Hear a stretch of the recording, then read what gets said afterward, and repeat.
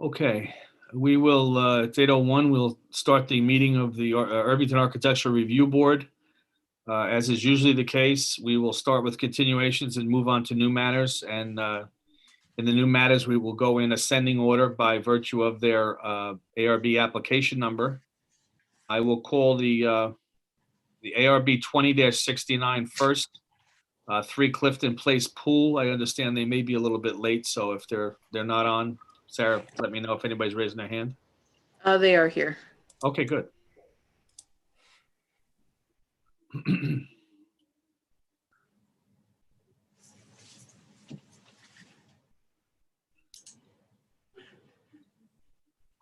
Hello.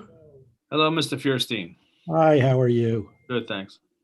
I'm trying to maximize my screen. So we reviewed your comments at the last meeting about moving the fence, and I had sent you something about it. I mean, I don't think when you looked at that, we're talking about the street line fence, the property line fence. Mhm. And I think the board members that were looking at it did not realize how far it is from the street. And actually, it's set back considerably from the street. And we were concerned in moving it that we start to have not a very attractive proportion in terms of the ratio of where that fence sits relative to the street line. It would almost appear, if you moved it back enough, that it would be halfway across that lawn, which would not be attractive. Okay. Do you have the latest drawing that you can Yes. share, or? Okay. Yep. Let's see where I put it. Where am I? Where am I? Should I pull it up, Herb? You can do that.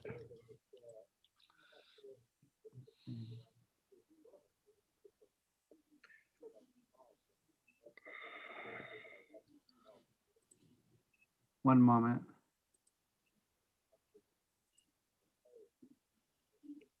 Sorry. While Matt, can you guys hear me? We're both on? Yes, I believe so. Okay, great. So also, I had a discussion with Mr. Marone, and we redid that a fence plan. To be clear, you know, what's the wrought iron, what's the wire fabric fence, and then we're also using retaining wall as part of the fence too. So while he's pulling the drawing up, I figured I'd pass that information along. Sorry for the delay. All right.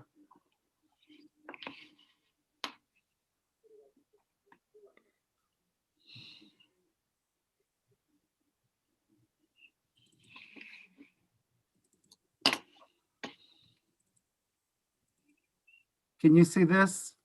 Yeah, I can.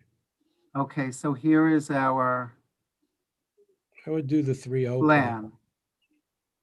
So this is our landscape plan, our fence. Here is. We don't see the plan. We see the list of drawings. Oh, I'm Right. sorry. Click 3-0. I have to stop share and reshare. I don't know why this is having this difficulty. Here we go. Okay, here is our plan. Can you see this? Mm-hmm. Yes. Thank you. Here is Clifton Place. Here is the resident. Here is our fencing along the property line. Here is Clifton Place. Our fencing is about 18 feet off of the street, inside the property line. And if I could pipe in, the feeling was, particularly at the bottom of the fence relative to the drawing orientation, that it starts to almost hit the corner of the pool fence. And in addition, there are a number of trees in that lawn area, and as we get towards the upper portion of the property, and we're the planning board was too, but we're also concerned about moving the fence into the trees, that you really start to have issues with tree roots and such. And I know one of the comments also was, could we use plantings in lieu of screening? And while on the lower part of the property, we could get substantial plants to grow that would be dense enough to create the security that the fence would provide. From the beginning of the driveway up to the corner of the property, we really would not be able to do that. The lawn area between the two fences is so heavily treed and has such a dense canopy that you're limited in what you would be able to grow there. And in addition, again, we don't want to put a lot of material on top of the roots. So These are all larger existing evergreens over here. just one question I had then, just to take us back to some of the questions raised at the last meeting, was that the screening, if I understand this correctly, though, is on the inside of the property, right? Not on it. So is there any screening on the other side of the fence? No. No, So visibly, when you drive down Clifton, you will see the fence. The screening that you're showing is really from the perspective of the homeowners, not from the street. You'll see it through the screen, you'll see it through the fence, but it's an attractive fence, and you'll see the fence, you'll see the screening through the fence, but the fence is in front of the screening.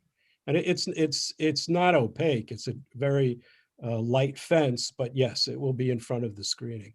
yes, but in the front of the property over here, there are larger existing trees. Our fence also, it is in line with the neighbor's fence below this area. Do you have a photo of what that looks like? Well, I do have the photo that is, sorry, going the wrong way. There are a number of fences on Clifton Place on other properties as well.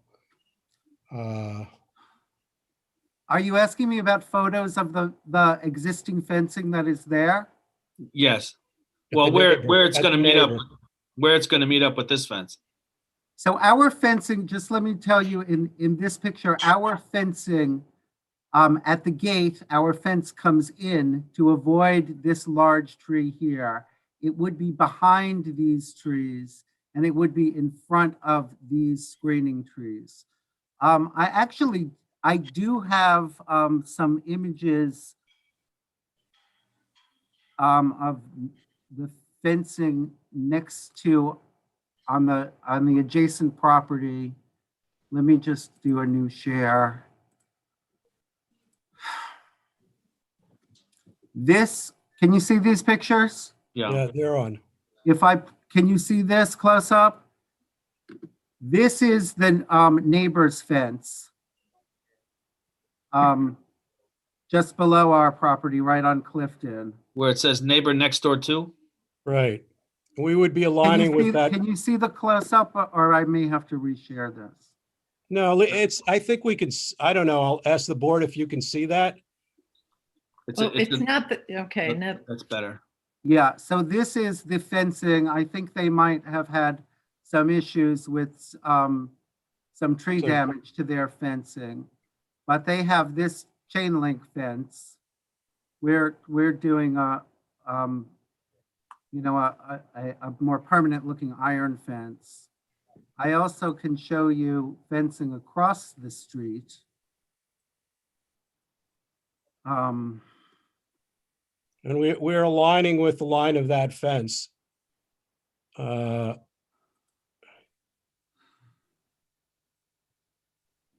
This is directly across the street.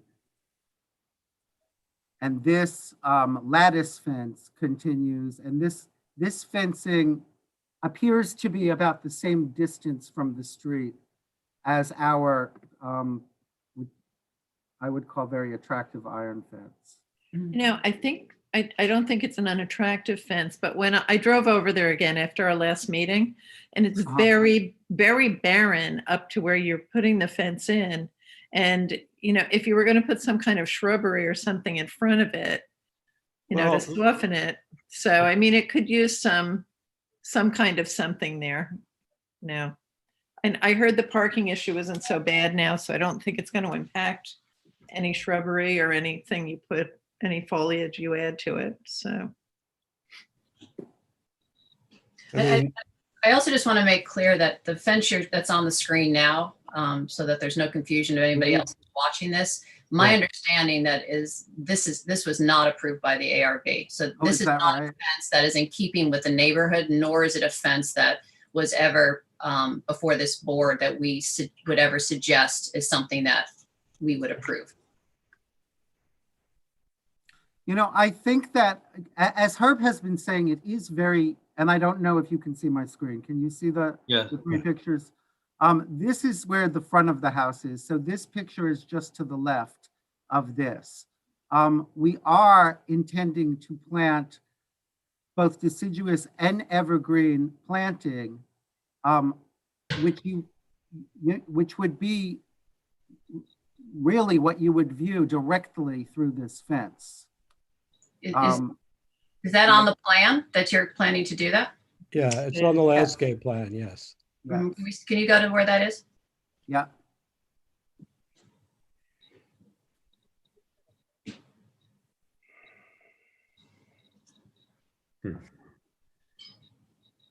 So I mean, all what- through here, we're planning on planting rhododendron and viburnum and other beautiful plants that will, you know, that will fill this area in. And over here, we're adding, you know, very much in keeping with the existing shrub border that stops here, cryptomeria and spruce over here. Can I ask again though, why is it only on the interior, not on the exterior? Well, for one, we don't own that property. That's owned by the village, that's one. And two, they're spending a considerable amount of money on a decorative fence. And the idea is not to hide it.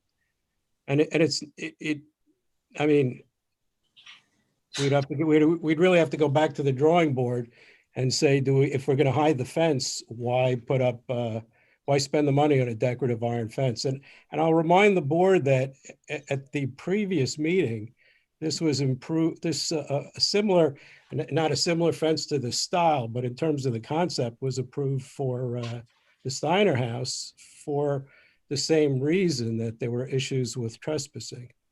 And and that is a decorative fence along the property line. I think there was also vegetation on the outside of that fence, however. There had been. Yeah, and that's where I keep coming back. I mean, what Well, you're, would- let me just finish if I could. What you put before us is what you put before us last time, which is a feature of a fence, which is clearly decorative and attractive, but it's the focal point of the plan. It's not planting, it's not screening, it's not privacy. This is a fence that's going to be very prominent, and it's now a feature of this home. And I think when we were at the meeting last time, we tried to make clear that one of our greatest concerns is that this is one of the most important homes in Ardsley Park, that the entirety of Ardsley Park was designed without fences, that the idea was supposed to be one rolling lawn into another. And that fences were not part of the design, nor is it part of the look of Ardsley Park. By putting a fence that wraps this property, you are now forever changing Ardsley Park, and this will be the house. I want to be very clear about this to our board as well. This will be the house that will forever be pointed to as an example of why the ARB and the Village of Irvington now allows every single home in Ardsley Park to be wrapped in a fence. There is no attempt whatsoever to screen this fence. This fence is going to be prominent. It's tall and it is decorative, but the people that come behind you will argue they can't afford the same fence that you're putting up. So it will be an aluminum black fence, and that fence will wrap every other property in Ardsley Park. It is a big concern of mine. I'm not saying what you did isn't beautiful, but it is changing the face of Ardsley Park, and we have to be very clear about that. I do hear what you're saying, and I personally am not adverse to trying to install some of these plants there. One of the things with the previous boards that we have gone through over is a big concern about disturbing these trees' roots. So that is also something that, it has been on our mind. And it is ours as well. And it's part of when homeowners are ambitious and what they attempt to do, that there is not always an easy solution when you try to do it all, which is what is happening here. This is a lot of fence. I know it's an expensive fence. I know a lot of thought went into making sure this fence matched the type of the house. But again, I can't emphasize it enough that this is a great concern. We are going to have application after application for people to surround their house with a fence. And you're, just as you pointed to Octagon, who came before us and really made an argument that that is a house now that's open to the public. It's on a road that is much busier than Hancock. They got his approval from their historic society that the fence they selected was in keeping with the Octagon house design. So as we listened to them and heard their argument and allowed that fence, you are doing exactly what the people following you will do. You're going to point to the Octagon house and say you allowed that fence, even though the circumstances are different, the fence is different, the argument is different, the type of house is different, the expense is different, the landscaping is different. Everybody who comes after you in Ardsley Park is going to be pointing to this house.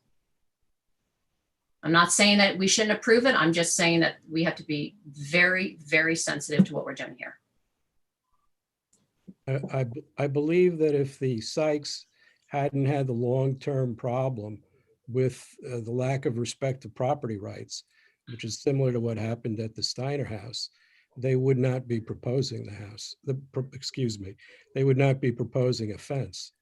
This is here to address an issue that they had lived with for a long time, and they're concerned about the security of their family.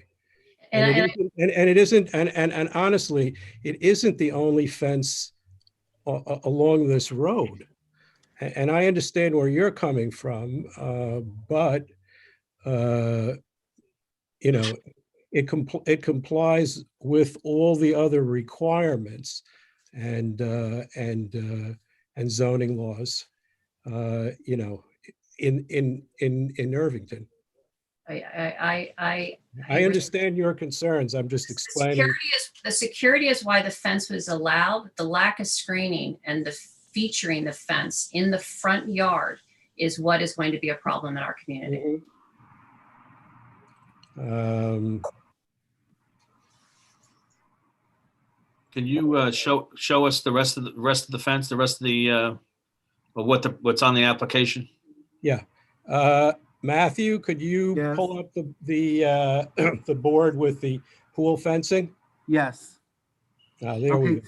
So this, we've added color to this. We realized that there might have been some confusion about which fence is which in this plan and how the fences work. So we've added some color to this so you can want me see. to talk Yes, about it? please. So the red is the wire mesh fence. It's not really chain link. It's a little bit finer than that. We added a top bar to the detail to comply with the force requirements of that fence, and it is screened. And that's the primary fencing around the pool area. The blue is a wrought iron, and the wrought iron is the gates and this section by the driveway.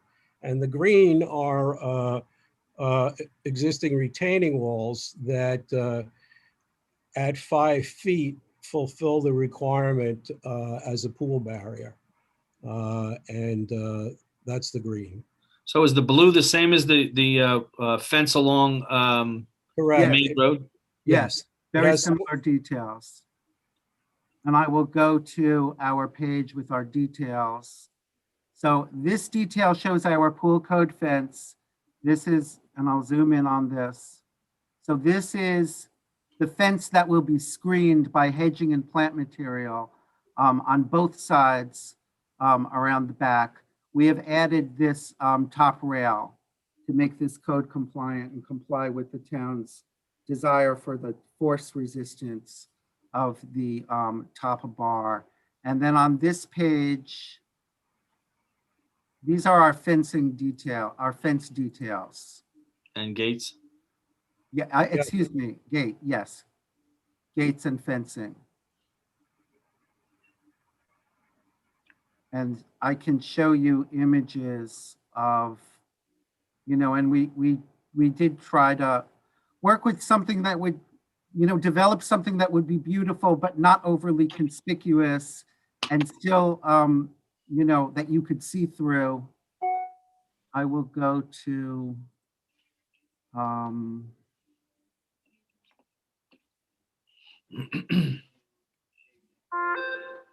I'm sorry, I think I have to pull it up again. One moment.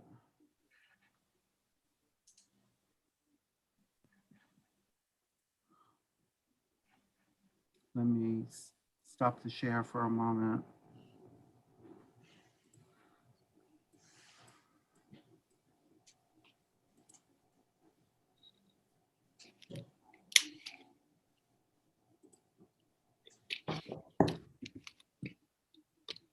Thank you for your patience. No problem.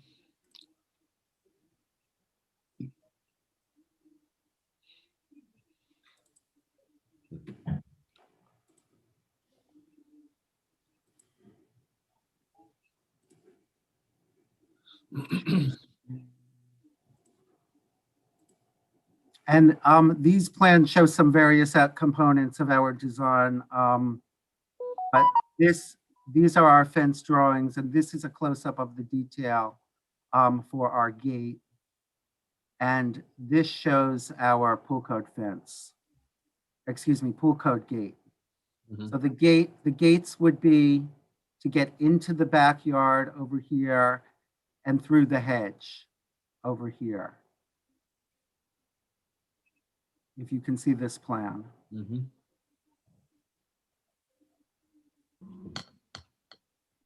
What was the height of the fence along the street?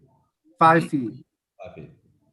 Along the street, the fence and the gate are proposed to be 5 feet. So I guess all the fences are going to be 5 feet then, correct? Yes, yes. Okay. And I know you had a conversation with the building department about the specific hardware that's got to go on the pool fences? Yes, and we have Correct. incorporated that into our drawings Okay. on the other plan that I can go back to if you'd like.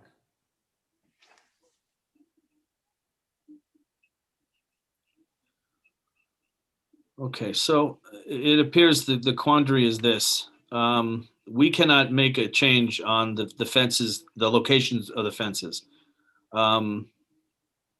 without you going back to the planning board and perhaps even the ZBA to make those changes. So our decision is, if you're not willing to go back and get changes, which we haven't even discussed what those changes would be, but if you're not willing to go back, we would have to vote on this particular proposal with four of us here. And if it's a 2-2 tie, it does not get approved. If it's a 3-1 decision either way, it would either be approved or denied. Do we have any sense of where we want to go from here on this? Would it be possible to canvass the board? One of our concerns is this has been a very, very long and expensive process for a Mhm. pool. This is our 7th board appearance. It's an enormous expense to the Sykes. They certainly wouldn't be proposing the fence if they didn't feel uncomfortable, unsafe with what had happened in this neighborhood. And that's the only reason the fence is there. I would love to hear if the board is comfortable doing that, offering their opinions on the fence, because the only other solution would be to consider adding plantings in front of it. It is not the Sykes property. I don't want to go back to the planning board, neither do the Sykes. That's where we are. Rick, it looks like Ken has joined as well. Is that true? I don't know. I'm here. Okay. He's there. Have you heard any of the conversation, Ken? I have not. Okay. Well, you want to bring them up to date, Deb? Yeah, so what I had said earlier, Ken, my concern is this, that as this applicant has done in pointing to the Octagon House and our approval of that fence, I believe, and I think the board should be well aware in making a decision tonight, that if we approve this fence as it's presented tonight, every other applicant who wants a fence in Ardsley Park will be pointing to this as an example of ARB and planning board, more importantly, approval of the ability to wrap your entire property in a fence. And while this particular fence is done very well in both design and material, the applications who follow, we will not be presented with the same type of fence because they frankly will not be able to afford it. So we're going to be seeing, in my opinion, applications of black aluminum fences that run the front of the house without screening in the front. And they're going to point to this as an example of as inconsistency on our part. If we approve this, I believe, then we have to approve the in fairness applications that follow. If this fence had screening in the front and the fence wasn't the feature that the applicant is actually focused on, I'd have less of a concern. But the fence and the gate are the feature, and that's what the applicants had said before you joined us, that is, and there's two reasons there's no screening in the front. One, it's village property, and two, they're spending money and selected a fence that they're actually wanting to highlight, not hide. Otherwise, they would have went for a less expensive fence. When I look at this home, it's one of the most important homes in Ardsley Park. And I see it as a concern, a big concern, that we're forever changing Ardsley Park by enclosing it in a fence. I also see this application as different than the one we approved at the Octagon House because one, that property is now quasi-public. Two, it's on a different street. It's wider and it's more heavily traversed, and it's not in Ardsley Park. And thirdly, that fence was approved by the historical agency, then said it was National Trust, I think they brought it up too. which is a side issue in some ways, but it was persuasive for me to say that we should approve it. And frankly, they screened that fence. This applicant is not. So while it's a beautiful fence, I am concerned about our precedent, what that we're setting tonight, if we approve it without screening. One thing I'd like to offer, and it may not matter, it may not help the board at all, is that this property, it's not on any historic register, but it was one of the first homes in the area. And as it was built, it faced Broadway. And as the primary living areas of the house face the fence, and whether that is a mitigating factor for the board in approving this fence as part of the criteria, that would help the board down the road in terms of other applications. I'm sensitive. You're in a way between a rock and a hard place, and I know that you're, you want to preserve the character of the neighborhood, and also you are concerned about precedent. Although the planning board also approved the fence where it is, although their concerns are different than your concerns, and I'm aware of that. Can you guys Sarah, talk- Sarah, hold on a second. Sarah, can you tell us, do you know what the process is for plantings on village property in this case? I'm not sure. I would assume if it's on village property, they would need permission from Greg. I'd have to ask Ed. I think that's the right answer. Now that I remember. I think actually somebody else did just do this. Only my husband sits on the tree commission, and so does my neighbor, and they were talking about it, and I can't remember the home. But that was going to be my question. There's one on Park Avenue that we had to get Greg's approval. Right. I think that you probably could get approval. That seems like it's a very wide swath with nothing there. So, I mean, if you would agree, and Rick could write it in to putting some, front plantings in front of the fence as opposed to everything behind. So, I think I would be amenable. So the owner just. I just want to say we would be very happy to, we have to look at the tree roots, but we definitely would like the area to be lushly planted and we do not want the focus to be on our fence. Right. We really don't. We also don't want to hide the house, although the house is fairly high up from the road. And the Sykes just added to the chat that they would be happy to do that. So we would be happy to agree to that. Okay. Yeah. Yeah, absolutely. I think we can, I mean, we could probably put something in the approval, should we decide to go that way, that the pursuant to permission by the village, meaning the Department of Public Works, that if it was properly screened, that we would, we would be in favor of it. I'm speaking for myself, but at this point, I'm sorry, did you have something to say? Oh, no, that sounds fine. So can we go back to the drawing just so we're all clear and on the same page where the screening would be added? And what type of screening you're thinking about? Well, this area here is where we do have some large trees and there is shade.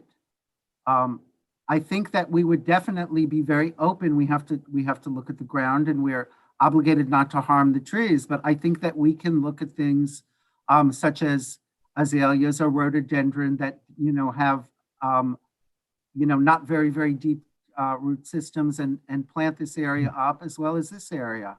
Mhm. I do know, like Herb said, that the Sykes I don't know if you saw Yeah. that they wrote in. We certainly we like plants, and we're doing this because we love gardens, and we are definitely open to that. Okay. And then Deb? Gail, did you have a concern about the fence and the lack of plantings along Hudson Road? Hudson being the one between the college and this corner. This, just for the I board, think it kind of tapers off, and I'm not sure that I absolutely recall what plantings were there already, if any. I was more concerned about, the one along Clifton Place. So, Deb, is there anything there? I don't know. Yeah, well, yeah. Just curious at the southern border, if there's anything there, I Right. can't recall. Are you asking about in this area? To this side Other of the side, Not the Yeah. north, the south. the other side. up the top. the neighboring property? Yes. Not the neighboring property, but what's planted there along Hudson, between that and the college. Hudson's all the way up top? Yeah. I'm sorry, Herb, So can you help? your southern boundary, that's parallel to Hudson across from Mercy College. You have a long I'm stretch. gonna try to pull up in the other file, if you don't give me 1 second. I can't point, Because so. we have one moment, please. Thank you. Oh, Stop hold here. on. I gotta mute myself.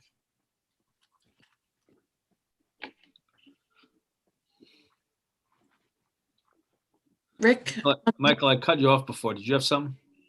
No, I just wanted to, since I wasn't at the last meeting, just to hear the intentions of why they're building the fence and talk Hello? about security, just to better understand the reason behind. Security mainly.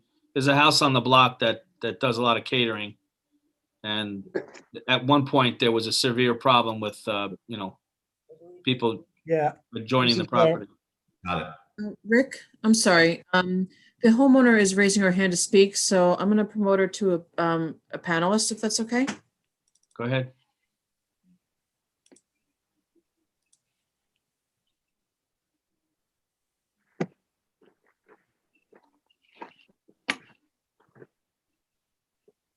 Can you hear me? Yes, Hi, Yes, we don't we can. own any property on Hudson. There's a house between us and Hudson. That's the Sterling. So our house, that property line, there's one other property between There's us a- and the road. there's yes, over here. Our property, 3 Clifton, is solely on Clifton Place. There's no property on Hudson. Yeah, I sorry for the confusion. I just meant the property border that is parallel to Hudson. Oh, yes. And I do have it on confidential authority that the house that we have an issue with is on the market, and it is being marketed to friends who want to buy it as a potential commercial rental. So I don't see it. I have to just jump in for a I don't minute. see that stopping anytime soon. I have another meeting to jump to. I don't know if you have any other questions for me, if there's anything, Matthew, you feel you're comfortable with this? I think Have to so. go back. Matt, do you mind if I ask a question? Why wouldn't, I mean, I just looked at the street view again. Who is speaking? It's Ken Lewis, Oh, yes, Ken Lewis. the late to the meeting Ken Lewis. And, you know, you go around the corner and the planting is pretty heavy on the adjacent property as well, though well landscaped, and it's kind of a model for what starts to happen close to the Sykes property. And I just wonder why, and again, I can see the tree that you're trying to protect, why one couldn't put the fence behind the heavy plantings, almost frankly as a deer fence or some low fence behind it. Oh, And let the I, land- this, They this talked is about actually that what we earlier, Ken. started with in our meeting. Okay, I don't know if anyone wants to update Ken on what was previously discussed. Well, I think you end up with a truncated yard in the front of the house because they're already, are you 18 feet back from the Yes. road? Yes. We're already 18 feet back from the road, so they were going to the expense of a more expensive decorative fence, putting it in And front of the trees, as- but we asked if they could soften in front of the, continue the shrubbery and trees in front of. So, You know, and I just want to go back. I know you've heard this all before, and I know it's established, and I know that this is a significant and beautiful and a noteworthy home. You know, when you're at this home, and I don't know if you can see my screen. Can you see the plan? Yes. yes, When you are at this home, this is the primary outdoor living area of the home. And the reason for this has to do with the fact that when this home was built, this was the front of the house. So you've heard this before, but I just want to try to stress that outdoor living is over here. This house has a beautiful outdoor living area. You know, it came with the house. It's been there for forever. And this is the main living area. So the reason I'm telling you that is because that's why we want our clients and their family and their girls, they really want to feel secure in this area. So, Yeah, and again, to be clear, because many of us are well aware of the challenges that these homeowners who are wonderful neighbors to everybody in Ardsley Park have had living in proximity to a home that has been used as an Airbnb rental. And it's a huge disappointment to Ardsley Park. So that many of us are fully aware why they want the security. It still unfortunately doesn't change the fact that the front door is the living area that you're pointing to. And for applications that follow, the front of the house, no matter what it was originally designed as 100 years ago, is the front of the house, which is facing Clifton. So the concern is not taking away a fence that they justly need at this point. This concern is that you're putting a rather tall black wrought iron fence in the front of the house without proper screening. In every application that has come before you, we have asked folks who have a fence in the front of the house to screen it. And we started this conversation with one of you or your partner saying that it hasn't been screened in large part because it's a very expensive decorative fence and it's a feature that you don't want to hide it. So now we're back to where we started. So if you're willing to screen, that's great. So I just wanted to see where the screening is going to be. And we absolutely, before we met with you, and first of all, I don't know if that is something Herb said. That is not something I said. We wanted to install a fence that is fitting and fits in with the that complements the architecture. We want to give our clients security. We are more than happy to plant plants along the road in front of it. Absolutely. Okay, Um, I we would- started because I'm surprised you came back to us and it's not shown on the drawing. I opened up with, why are all of the plantings on the inside of the fence and not on the outside? And the purpose of tonight, to try to save time and expedite this process for you and your client, was to see what you were suggesting. So we're looking at, in my opinion, unless I'm reading it wrong, new drawings that have the plantings on the inside of the fence. That's why we keep going around and around. Yes, I'm sorry if there was misunderstanding. We did not address the plantings in this drawing. We did Okay. not, and please forgive us. But that was not really clear to us that that was a primary point of contention.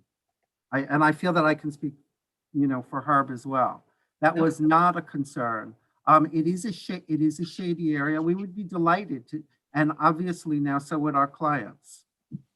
It has nothing to do with we are proposing a beautiful crafted iron fence, and there is expense involved with that, but that does not affect, that does not prohibit us from planting plants in front of it Understood. at all. Thank you. So Matthew, could we be a little more specific and say that you would propose to the village? I know rhododendron it's probably not a bad choice because Yeah. it's west facing, and you said it's somewhat shady and they would probably Yes. do well there. Can you tell us that you would propose installing, in addition to the plantings behind the fence, 10 to 12 Yes. rhododendron, or, Absolutely. because thank you. Because Absolutely. I know there's another house in the neighborhood where, I guess they were supposed to put some kind of screening in front of the air conditioners, and I noticed that they're still sitting out there. So it would just be nice to have something specific so we know it'll be carried forth. Absolutely. That would be lovely. And I know our clients would like that very much. Okay, that'd be great. I mean, what do you think, Deb? Yeah, I agree. Okay. Okay, well then, Good. at this point, I will make a motion to approve a conditional approval based on the planting of 10 to 12 rhododendrons along Clifton Place to somewhat, I don't want to use the word hide because it is such a beautiful fence, but obstruct the view of fence, shall we say. Soften. Yeah, Yes, okay. soften. I wouldn't be specific about the number. Just it covers the fence, and you see it throughout Ardsley Park, where there's these loose edges of Right. bushes and plantings. I will then change that to a significant number of rhododendron. That's Or fine. rhododendron and azalea or something, as you Yes, or Or suggested. equivalent. Okay, Okay. Do I have a second on that? second. Can I ask why it's a 5-foot fence? Well, I know it was to be the same height as the pool fence, but But the pool perhaps fence is Matthew, yeah, it's not part of the pool fence though. It is not part of the pool enclosure. No. We think that that's a very attractive height. We think that the house is a very tall house and it's situated uphill. We find that we definitely want people, to be, even though you can see through it and we don't think it's overly tall, be aware that it's there. And we want our clients to feel secure in their home. I think also it's a rather tall house. It's a vertical house. And you don't want something that looks horizontal in a way. I mean, I think. Yes, you do. If we're trying to be discreet about a fence, that's what you want.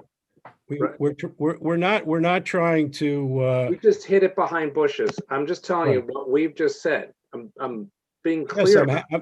I understand Keep that. arguing that it's that you want to show off the fence. Therefore, the next person that comes up It should be shows us the fence. it should be in proportion to what's behind it. That's all. We can argue proportion until we're blue in the face. Our point is that we do not want to set precedents for fences along the street edge. I'm not sure what you're. I understand that. And we are willing to plant in front of it. Anybody else have any issues? Well, we're not tasked to do this. I think it's about the security, Ken, Yes. as well. So, Which we're very empathetic to the ridiculousness of that. Okay. So I have a motion and a second. All in favor? Aye. Opposed? Opposed? Okay. So it's 4-1.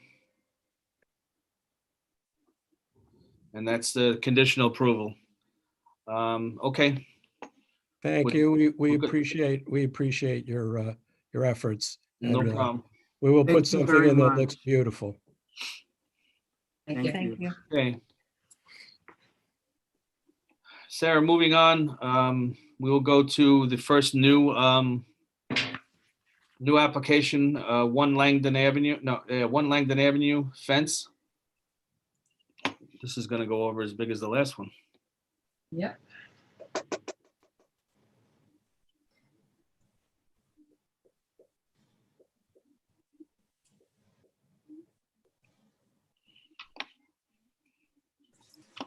You don't Hey, look like good evening. Jessica. Hi, good evening, ladies and gentlemen of the board. How are you? Okay, We're here submitting an application that we filed a few weeks ago to get approval to put a fence in the front and the side of our property at 1 Langdon, the corner of Langdon and Broadway. The primary purpose of the fence is for safety. Currently, it's an open access from our backyard to Broadway. So there's an alley between 2 tree covers to hide the fence and reduce the visibility. And we want to propose putting a fence through that alleyway to provide safety for our backyard, as well as 2 fences in the front on either side of the house to fully enclose in the backyard. okay. Do you have the ability to share the drawing, or should I ask Sarah to do that? We have that ability. Give us Okay. 1 second.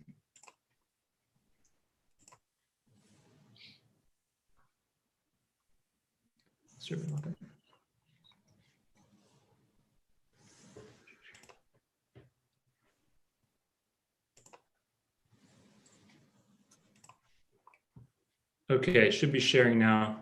Mhm. Please confirm when you can see it.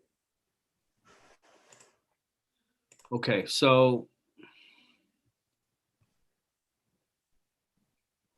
you want to describe the different colored fences? Yeah, sure.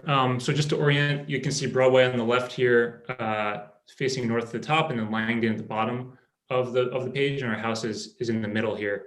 The 2 red fences are 4-foot black aluminum on either side of the house, and then the blue is the 6-foot white vinyl fence that is several feet away from the road. So as I described, there's a tree line between the blue and the road, as well as a rock wall as well. So there's a few different barriers, and then we look to put that fence in blue alongside that. Okay. Just to start off with, we have been very resistant to allowing white vinyl fences along Broadway. Many people come to us with that. I understand it's a matter of cost that you're going with that particular style and color of fence. However, we've for the last few years that I know of, we've been very resistant to putting white vinyl. Are you open to changing? Yeah, we're open to changing if it's not not possible with our current configuration. We welcome feedback. We are connecting to a white vinyl fence at the back of the property. So this fence back here, if you can see it, as well as the fence over here, are all white vinyl on our neighbors' kind of the dividing property lines. Is it your fence or theirs? It's not ours; it's their fence. All right. Anybody else have We any? didn't approve that. So, Okay, yeah, I'm not, and the point, not saying, look at them, now we get, the point is more, it fits in, although it's maybe not a typical style of fence that's been approved, it does blend in and, keep with the neighborhood of the adjacent fences in the area. So it doesn't stick out like a sore thumb to that point. What's interesting about this is that you have a lot of nice plantings on the edge of your property, at least currently, and it looks like the previous owners were thinking about exactly the topic that you're dealing with, you know, shading and creating it, privacy and security in the backyard for your children, I assume. Mhm. And as I look at this, it's interesting that it basically looks like your landscaping has been burnt out either by the salt and rock. You sort of can look at the soil that between your stone wall and the street, and that I think you could achieve everything and avoid that by doing some plantings that, and then have it backed up by a very inexpensive fence that wouldn't be seen by anybody. Yeah, we think that the plan we laid out is very similar to that. The trees along the road are very lush, and they're evergreen, so they're all year round. You can see them today. So the fence would be pretty subtle, and again, the goal is safety. So we think that this fence provides the best that best solution, and really does fit with all the kind of lush trees that are along the road. Yeah, I would be really careful about the vinyl fence because it does get mold, as your neighbor's fence has. It's they're and as you've heard, we really don't like them along Broadway. It's not a white picket fence town. Very limited, very limited use of it. Much more natural and/or painted fences that go along the road, and even then, those weren't approved from what I can see. So I don't think we're going to agree to a white fence, but I think there's a second part to this, which is the landscaping that will provide you the privacy that you're looking for. And then you can take a less expensive, perhaps a painted or a cedar or some sort of fence like that behind the plantings. Okay, yeah, we'd be open to understanding what are the types of fences, in addition to plantings, that would be suitable if the white vinyl is not suitable along Broadway. Well, we allowed, what was it on the Circle? That corner house on the Circle on Broadway, across from the large row of trees. Trying to think of that. Is it Cindy Lane or? Yes. Yeah. Okay.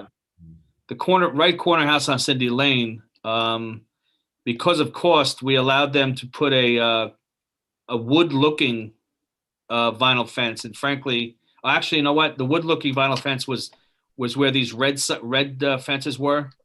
We had asked them to put a wooden brown stained fence, along Broadway. I don't know if you're familiar with what that looks like, but that was the last fence we approved on Broadway was the Like stockade? no, it was a 6 foot high wooden fence that matched the vinyl wood looking fence on the rest of the property. It was a wood fence, however, along Broadway. Is that the one, like Downeywood Corner? Is it the opposite? Is it near that Downeywood area? Or is No, it's way before that. Cindy Lane is that little cul-de-sac. Mhm. Yeah, and it's as soon as you drive into Cindy Lane, it's the house on the right. So that long fence on Broadway is the fence that we approved, and then the rest of the fence on the back of the property, because it was very heavily wooded on the other three sides of the property. We allowed the wood look vinyl because it was a cost issue. But in fact, the fence that was along Broadway was a wood style fence that I believe was Rick, 6 foot. I have it brought up if you want me to share the screen. If you could. Yeah, hold on. Just get to share screen. Yep. There. Right here. Right, this is it. I'm not seeing it yet. Oh, Oh, there it is. Yeah. Yes, that's it. yeah. Just lost it. Okay. Yeah, I have it. I see it. You do? I don't. You know? Yeah, I have it. Got it. All this 183 fence, Broadway. it's very close to our, only a few blocks from our house. Right. But they wanted a white vinyl fence there as well, just so Okay. you know. So this is a wood looking vinyl is the No, the fence this- that's wood, on the other three sides. was wood looking fine. We kind of insisted that along Broadway, it would, first of all, believe it or not, they say the vinyl lasts longer, not when you factor in the mold and mildew issue. Mhm. Yeah, I guess one difference between that house is that fence there's no barrier between that fence and the road.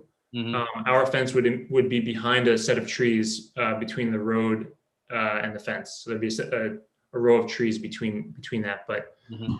so that's just pointing out one difference. But understood if it's sort of white vinyl as Well, I mean, as far as I'm concerned, that would preclude the need for a fence of that cost. It could be a wooden fence, but just of a different price point. Because I don't think that particular section of fence was cheap. Are you going for vinyl because of cost? Yeah. No, I think it's to match the other two, right? Yeah, constantly with the. I understand. I feel for you because you're in a bad spot because your neighbors sort of dictated, what you're trying to put in, and you're putting in black and something more appropriate in the front. And then, you have to change to a much lesser. I mean, What in about- terms of look, to go with your house. I don't know, Ken, is there anything that they could do in terms of just maybe, to give you protection so your kids aren't going out onto Broadway between the trees or something, but something that would just be obliterated? What about what Ardsley Avenue West did 2 months ago? Like I think it was a black iron fence. Corner. But the problem is they're trying to match the white on the other two sides in their backyard. No. I think what you're saying, I think what's being said is instead of it being a fence, it could be black aluminum for that matter, because it's behind the fence, Right. right? It's behind, sorry. it's And I behind- just think maybe that vinyl fence won't be there forever. And, Yeah, maybe, I agree with you, Ken. I think it would look much better. I would definitely go for a black fence. I think it blends right into the trees, and in the long run, I think you'll be happier. So, Do you have examples of what the other fence is to look like? We do. We'll pull it up. Please. Maybe you just use that fence all the way around. Of the of the existing fence. On our The, neighbors? the red sections that you had on the drawing. Yeah. Those are existing? No, sorry, those are new. I thought- Yeah, let's- give us 1 second. Okay. So if you can see the screen now, these are this is the red lines on the drawing, the aluminum fence that would be in the front on either side of the front of the house. But they're pretty, they're far back from the street because they're the front of the house and the back of the house on the other side. Right. right, which is fine. And what's the height of the fence? 4 foot, right? This is 4 feet. And I think the way that you position them is fine. I don't think and I don't think there's any question about that.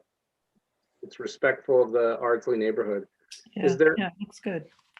What I if they think it would be, look, it's the hardest part about having your back fence, and I think in the end, if you did the black aluminum fence going behind or through the trees and the plantings, I think you'll be satisfied with it even more so. That you'll have the plantings being your border rather, your sense of the plantings being your border rather than a fence. Mm-hmm.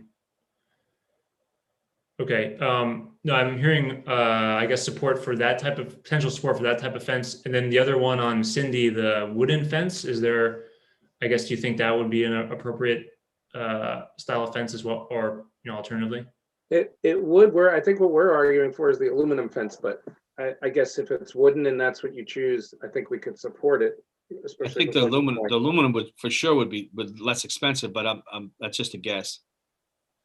Mm-hmm. I don't know if it's dramatically less expensive, but Doesn't the one on Cindy require maintenance? well, all fences do technically. But I mean, haven't you seen them? I mean, at least I know, having driven by, that it is a full-time job keeping that fence looking the way it does. You're talking about the Cindy Lane fence. Oh yeah, that one requires maintenance. Yeah, iron is basically a coated finish. Just doesn't need any maintenance at all. I think too, it's, aesthetically and ethically, the vinyl just, it's not made with real materials, like your home. So, I guess the only you're difference, never going to achieve a look that dignifies your house. So, and I think that environmentally, they're a nightmare as well. So I Well, let gotta me ask- tell you, my Fantastic. brother-in-law has a vinyl fence and it is they have to power wash it. They have to like Yeah. use chemicals to get it's for whatever reason, it's the strangest thing. It seems to attract mold and mildew. Yep. Yep. It's just like, because most of these Well, it gardens doesn't are well breathe. shaded. Yeah. Yeah. I guess my only other question is, Or also, they're did you tiny. pick that style fence for privacy? Because this is what you're looking at. It's not a privacy fence. That's Or- part of the reason. I mean, as I said, there's the tree line, so it's not the main driver, but it is, it is definitely one of the concerns. As you know, there's a stoplight right there, so cars stop. So that is one of the concerns, but there's a tree line, so it's not a free look into the backyard at all And times. sound attenuation, not an issue? Looking for that as well. I think that no fence is gonna kind of fully block out Yeah. Broadway I hate sounds, to- but that is a goal of us going with the solid fence versus the aluminum. Unfortunately, Rick, I have too much experience with sound that fences don't do what you think they're gonna do. It just rolls right over the top of it. It's certainly not a 4-footer, that's for sure. Yeah. Well, on Either the five. on the Broadway side, we were contemplating 6 feet. Six. Yeah. Yeah, But but I think Road that. is higher than the backyard, so it's not quite 6 feet of road coverage. Planting does a much better job of sound than anything else. Mhm. That's just what we know. Agreed. So if you do wood to match the vinyl, the other option you have is painting it black someday when they get rid of their vinyl fence. So, Yeah. What do you think, Mr. Soare, that you're, heading towards? Well, I guess what we're hearing is that the white vinyl will be difficult to get approval for from the board. So unless that's not the message that you're trying to deliver, I guess, we would look, for approval of either the black aluminum or the wooden fence. And, we want to talk a little bit to understand and think through what best suits our needs, but would like to pursue those two potential options. Okay, so what I sorry. recommend, I would, Right. before you jump in, Rick, I would also recommend, just as part of the whole story, if you are thinking about it, is to add some plantings, as you have some evergreen plantings along Broadway. Yeah, absolutely. We'll look into that. It's I think that might be difficult. Just it's already kind of full on evergreens, but we like all the lush green in the backyard. So we'll see if there's anything we can add. Yeah, there's some gaps. I just did the Google, Yeah. street and view, and there's some gaps. Just Okay, So- we'll fill the gaps.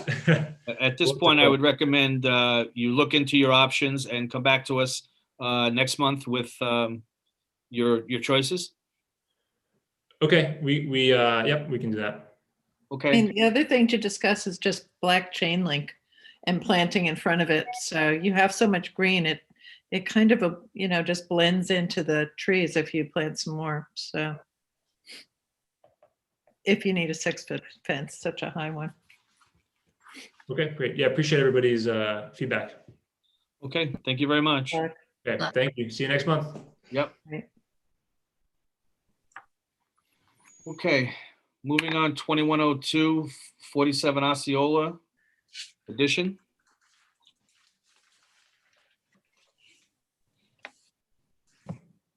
Sarah, we have any hands raised? I don't. If you're here representing, oh, there it is. Thank you.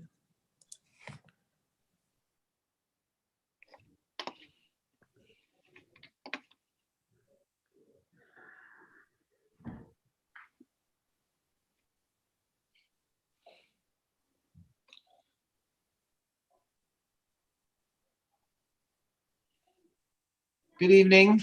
Hello, how are you? I'm here representing the owners. I'm not sure if they're here this evening. Chris Cheatham and Gemma Hart. Anybody else raising their hands, Sarah? No. Okay, This pretty straightforward project. If I can share my screen, I'll just quickly walk you through. please do. Okay.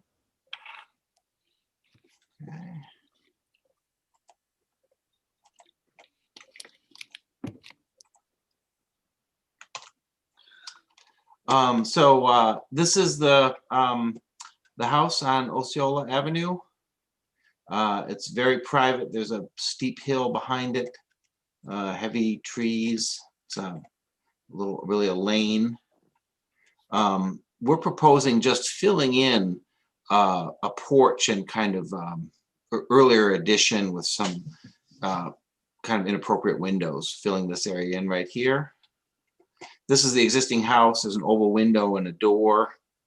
We're proposing just continuing this wall across. We're not changing any of the roof lines or any of the original trim. All the gutters and everything are remaining. Landscaping is remaining. So this is the area that we're putting a new wall in right across here with 2 new windows and a new window here. We're also renovating the kitchen and putting in a French door and new window here. So here is the here's the front of the house where we're filling in this area. This is the existing front door. We're putting a new window, so all these windows are the same size. We're matching the trim and the shutters. And then in the back of the house where this slope is, we're taking out this sliding glass door.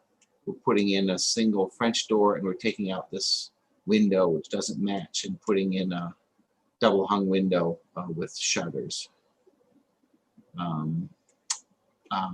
We've gotten approval from the planning board. There was a question about lighting. There's an existing, this is the existing light fixture right here. We got approval to add lights here, but we're just going to keep this single fixture here. This is the existing house. It's a heavily textured stucco with a beaded board and shutters with real hardware, which will match. It's just a detail of that trim, which we're matching. And that's really the presentation. Any questions? I'm happy to take. No questions here. Looks nice. Yep. Okay. The only thing is there a chart somewhere on your drawings that shows the doors and windows selection that you're using? Yes, yeah, let's see here. Yes, so they're Anderson. This is the 400 series French door. These are the new windows. That's the window at the kitchen. These are interior doors. Okay. So it's in keeping with the existing windows. I had no problem. Any other questions from the board? Nope. Do I have a motion to approve? So moved. Second? Second. All in favor? Aye. Aye. Thank you very much. Thank you. Have a good evening. Thank you. Okay. Moving on. ARB 21-03, 29 North Ecker Street, deck.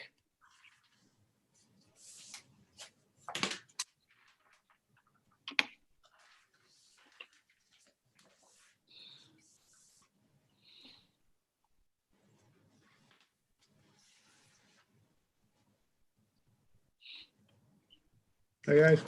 Hi, Mr. Behrens. How you guys? Good. Let me share my screen. I'll pull up my drawings here. Let me just make sure I've got the right one. Go back with me.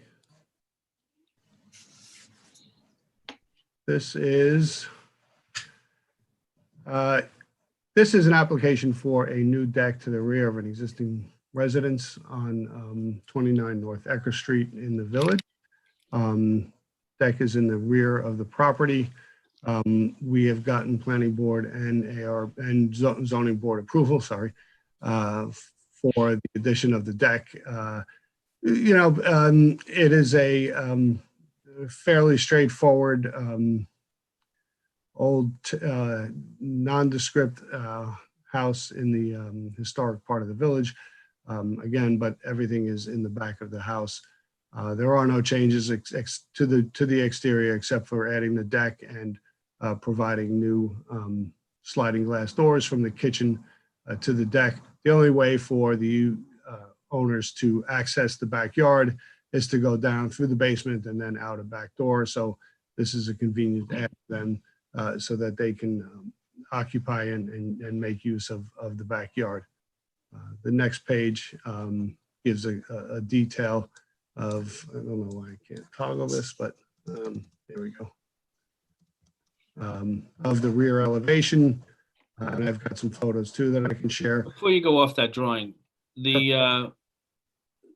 does the neighbor whose house is in the background of that deck, do they know that this deck is being put here? I mean, you're looking right into their some room. Yes, they do know, and they are supportive of it. They don't, and a great question.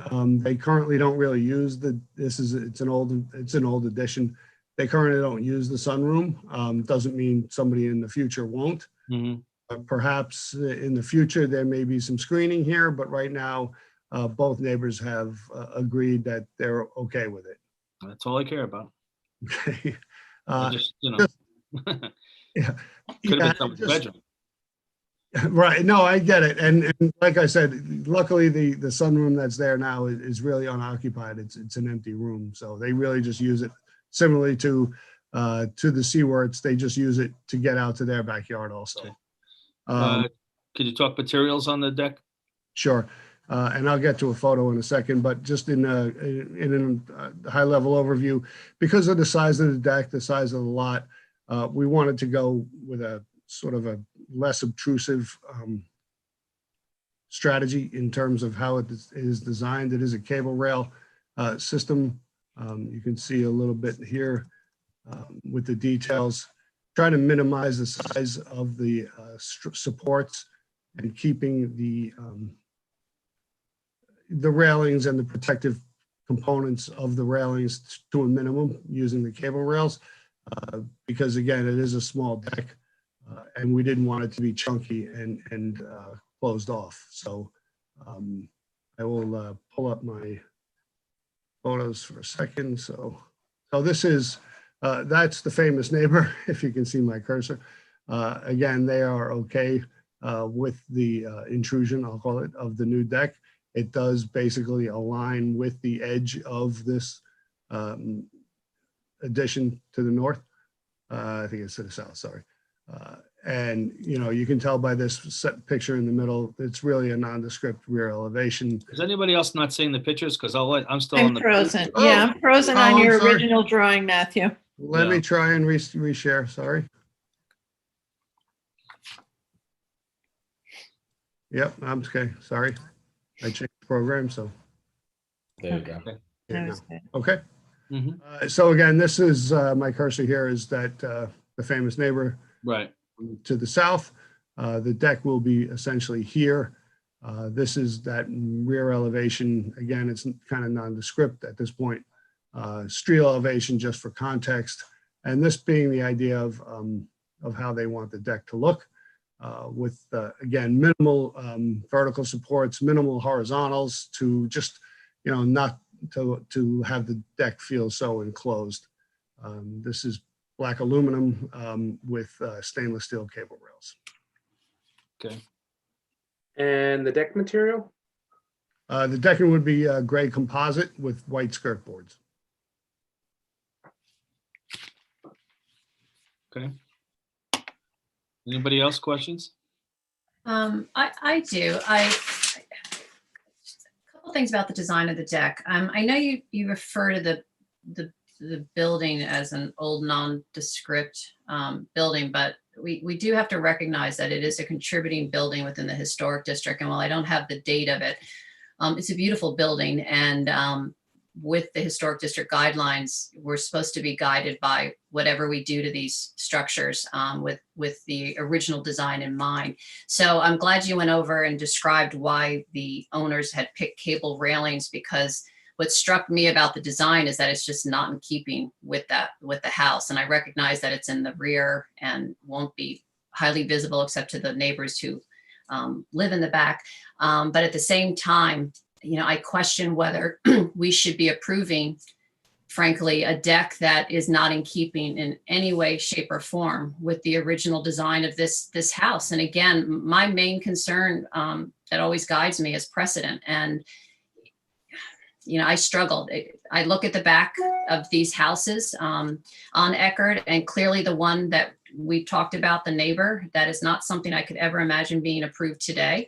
But that doesn't necessarily mean that we don't lift our game and make sure that going forward, now that the historic district guidelines are in place, that we don't try to always do something that's in keeping with the neighborhood. So I'd like to hear what the other board members think. I like cable railings. I understand it makes you feel, a little bit large. The space feels larger, but it is more exposed and it is modern. And I'm just not 100% sure it's the best choice. I'm wondering what anybody else has any other comment. I just remember our former board member once said, just because it's in the back of the house doesn't mean we don't care about good design. Well, if I can jump in, and I appreciate your feedback. I think it's hard to determine what is in keeping, right? So, and I didn't mean any disrespect when I said it was nondescript, but what I meant was that there are no architectural or classical elements to the house, especially if you look at the rear elevation. And I'm not downplaying that it is in the rear, but I think this is not only, I guess it could be deemed as classical, or I'm sorry, as modern or contemporary. But if you do see the back of the house, there really are no adornments. There are no classical elements. The front of the house does have a different character to it in the sense that it faces the street and it has some adornments at the roof, and it does have some adornments around the porch. But I think this is not necessarily something that's to be considered sleek. It's probably, the way we looked at it was that it was unassuming and sort of in the background, if you will. Matthew, what if the railings were a different color? Or if you had upright slats of wood? But if the railings were not, I mean, believe me, I can honestly, I'm a modernist, but I live in an older house and I see this one from my backyard, but so I definitely see what you're talking about, Deb, and I see what you're talking about, Matthew, and I don't think it would be unappealing on the back of this house because it is so simple. I mean, it's just, a stucco. So, I'm not sure what would be appropriate either, but, if you're concerned, Deb, about the black, Yeah. I mean, I have a black fence, so, but, I don't I'm know. not saying I don't like it. I just want to make sure that we're all. Yeah, I think your points are well taken. I hadn't thought about it till you mentioned it, so.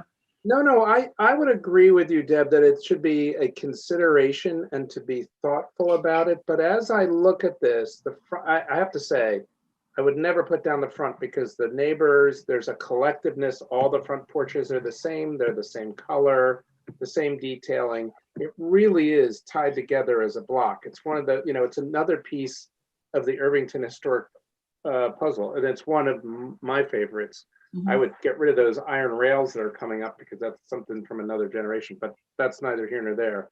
But at the back, it really is also kind of like a generational story. I don't know what's under the stucco, but I bet dollars to donuts, it's probably wood underneath the stucco that was covered. And it's this whole thing. You see it in Chicago, you see it in certain parts of Brooklyn, where the front is done in a very formal way. It sort of plays to the street, and then the back is catch as catch can. So I'm not offended, but I mean, I'm not as hard about each generation coming along and figuring it out and putting the pieces together. When they come back to replace the windows, which I hope they will come back, or fix the windows, it would be, those are, you can see the arch and all those pieces that would be something. No, the one window's gone. It's going to be a door. Yep. Yeah, this one will become the sliding doors, right? Right. Well, I would say do double doors because that's in keeping. We are. Yep.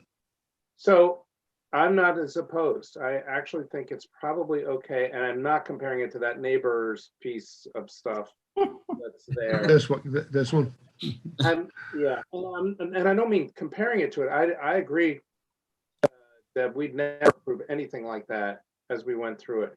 And the other thing is, I've seen this in many cities where, in fact, the care that should be given, that it should be a thoroughly modern piece with no allusion to Adornment. historic. Mhm. Yeah. Historic. It needs to be in and of itself and stand alone and be correct in that way. So I don't think I can say historic. Again, I don't have the ability to turn around in this yard and see what might see this other than Gail's house. But again, I think this is an improvement. Okay, that's all very helpful. And explain one thing to me. So the downspout that I'm seeing, your deck. That's right. It's How on does the that work? property line. I'm sorry? It's the downspout that I'm seeing. Right. How is it impacted at all by the deck? No. Well, it is on the property line right now, and it will be extended through the deck. They will cut the framing around it. Go down. Mhm. Okay.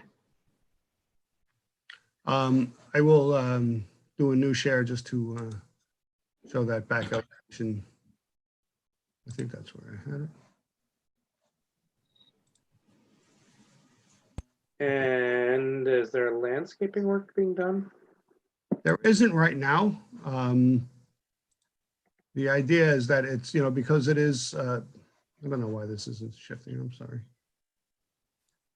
This yard was totally planted with amazing flowers by the woman who was there, who had been there forever. And I know that they went to a lot of trouble to move most of those plants to a corner to preserve them. So, there's a possibility that they can move them, but. Yeah, there's a lot of planting in the back, so will be well screened, Gail. And I just wanted to point out, so we are using double doors out to the deck. These are sliders. We're replicating this arched cornice over the door with a transom just to kind of keep that height.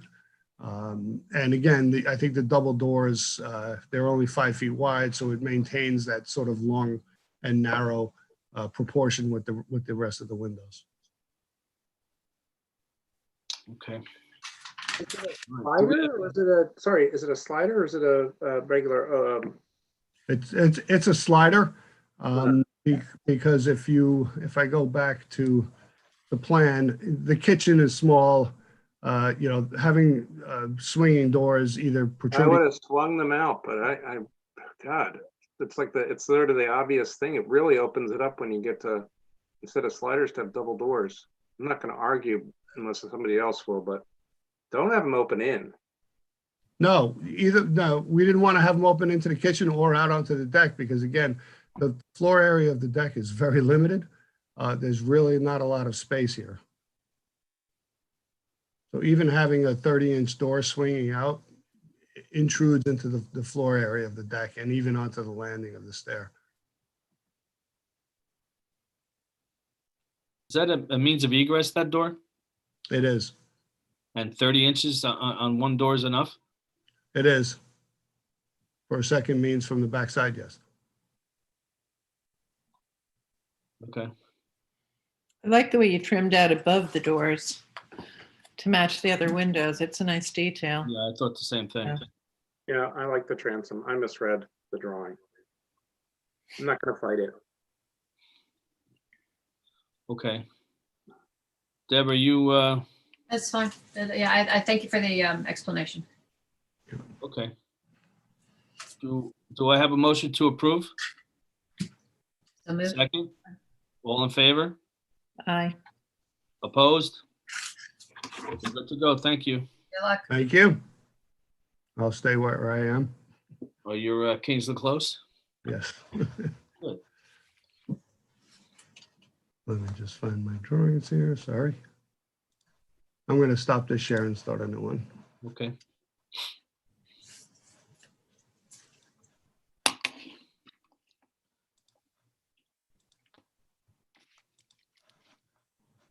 Okay.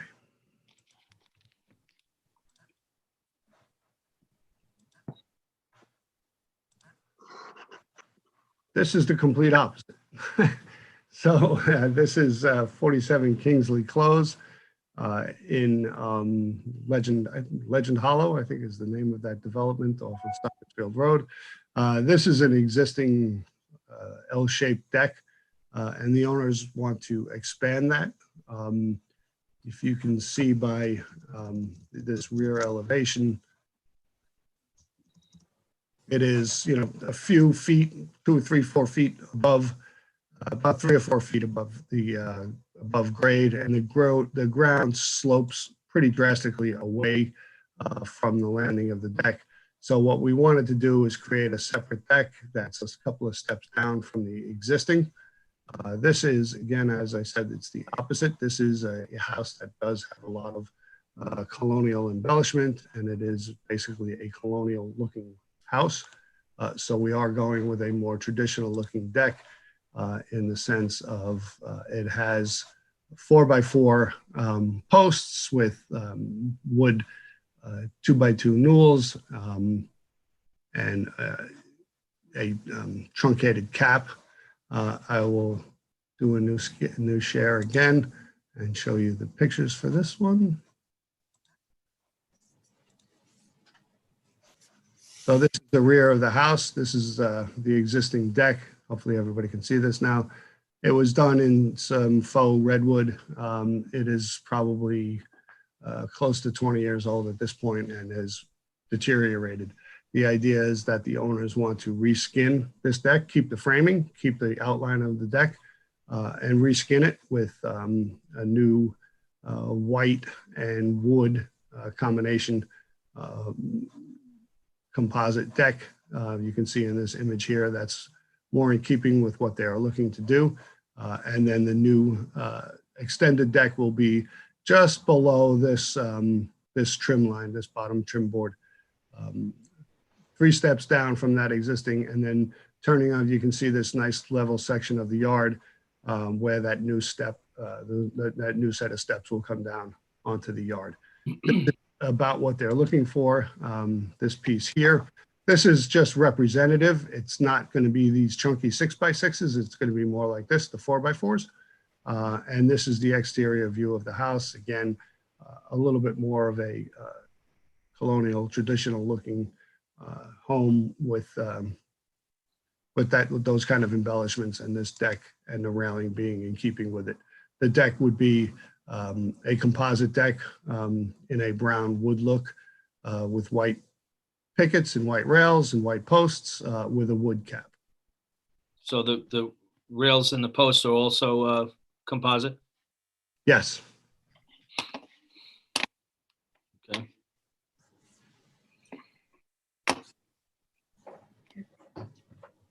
Anything else that we need to see there, Matt?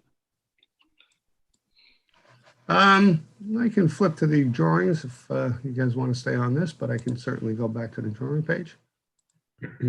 I just had a question. Is the neighbor good? The neighbor behind, okay? Yes. They will get notifications for the planning board. They raised no objections. The Oak family has a good relationship with all their neighbors. They had no objections. I think the neighbor too, let me just say, if you guys want to take a look, I can show the site plan and we can take a look. Just bear with me.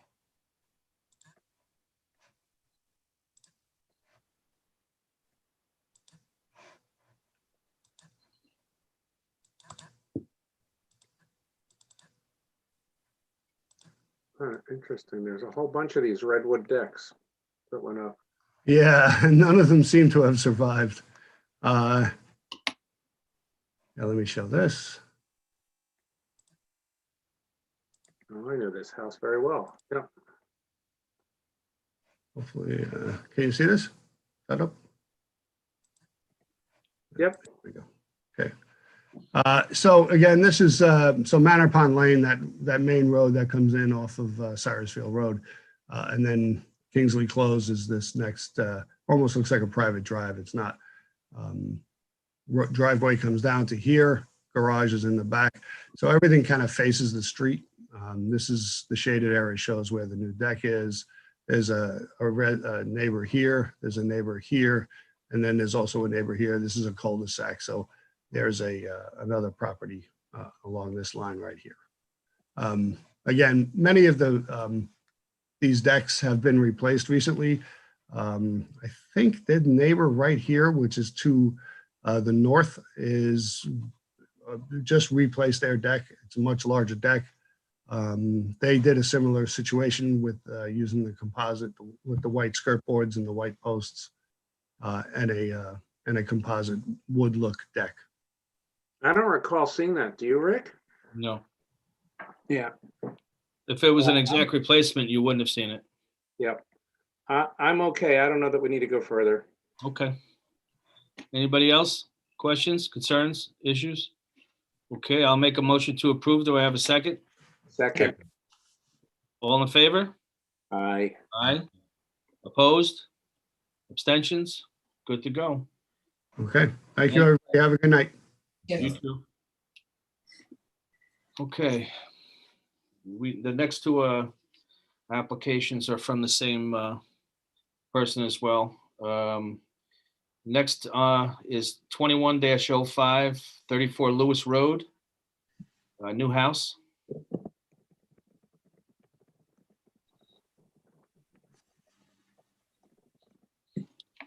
Sarah, anybody raising their hand?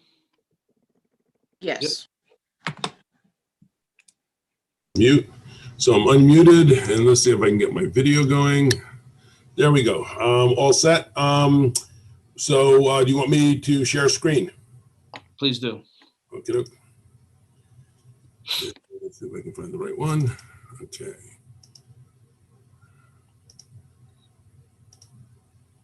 Okay, so this is the Devon's house, which is out near Halsey Pond. Their property is right here, number 8 in the middle. It's a large lot, almost 2 acres, and it's got wonderful views to Halsey Pond.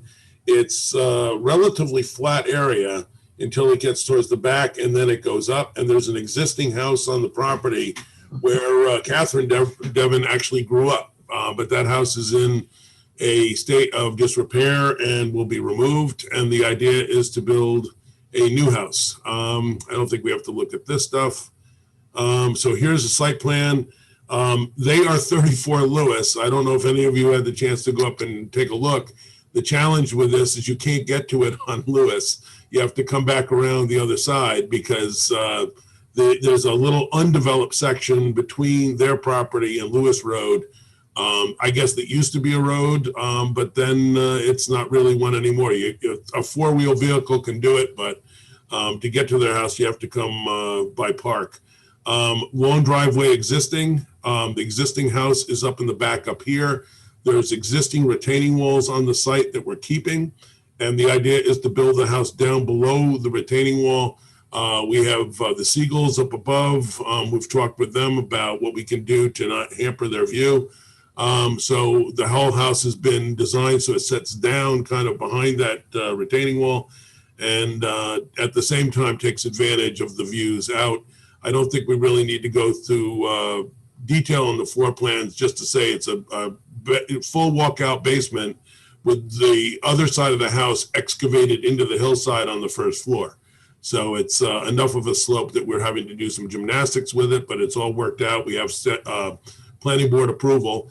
3-car garage, family entrance, formal entrance, very open plan, master on the first floor, and upstairs 3 bedrooms with a deck facing the pond and an office for Dr.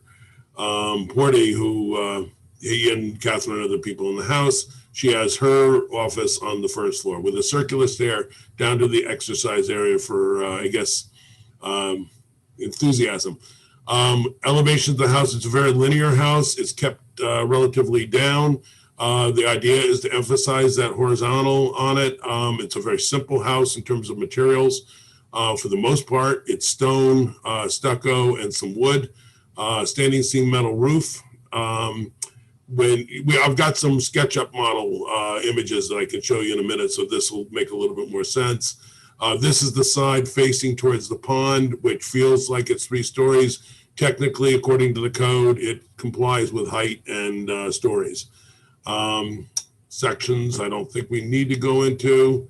Here's the landscaping plan, which is incredibly extensive. There was a lot of time that went into that with the planning board, a lot of attention to dealing with the fact that a significant number of the trees on the property are undesirable trees. There would have been a time 20 years ago when everybody would have said they love all the trees, but now we live in a different era.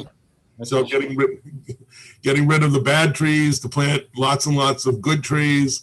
And so that's all been worked out with the village's landscape architect and Aspect 120.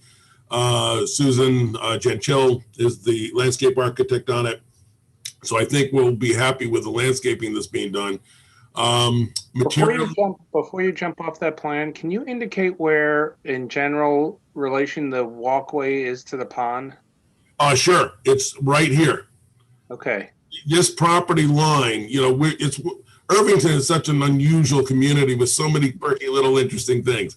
So this line is what shows up legally as the property line. It's still the property line. There's actually a 30-foot right-of-way. So 15 feet of that is on their property. We've shown it the way the surveyor has it, but we've also shown the line and labeled that as the 30-foot right-of-way. There's no argument that that's what it should be. And what we've done is we've actually said we're going to locate our line so that we're not putting landscaping or anything in the way of that being open to Halsey Pond.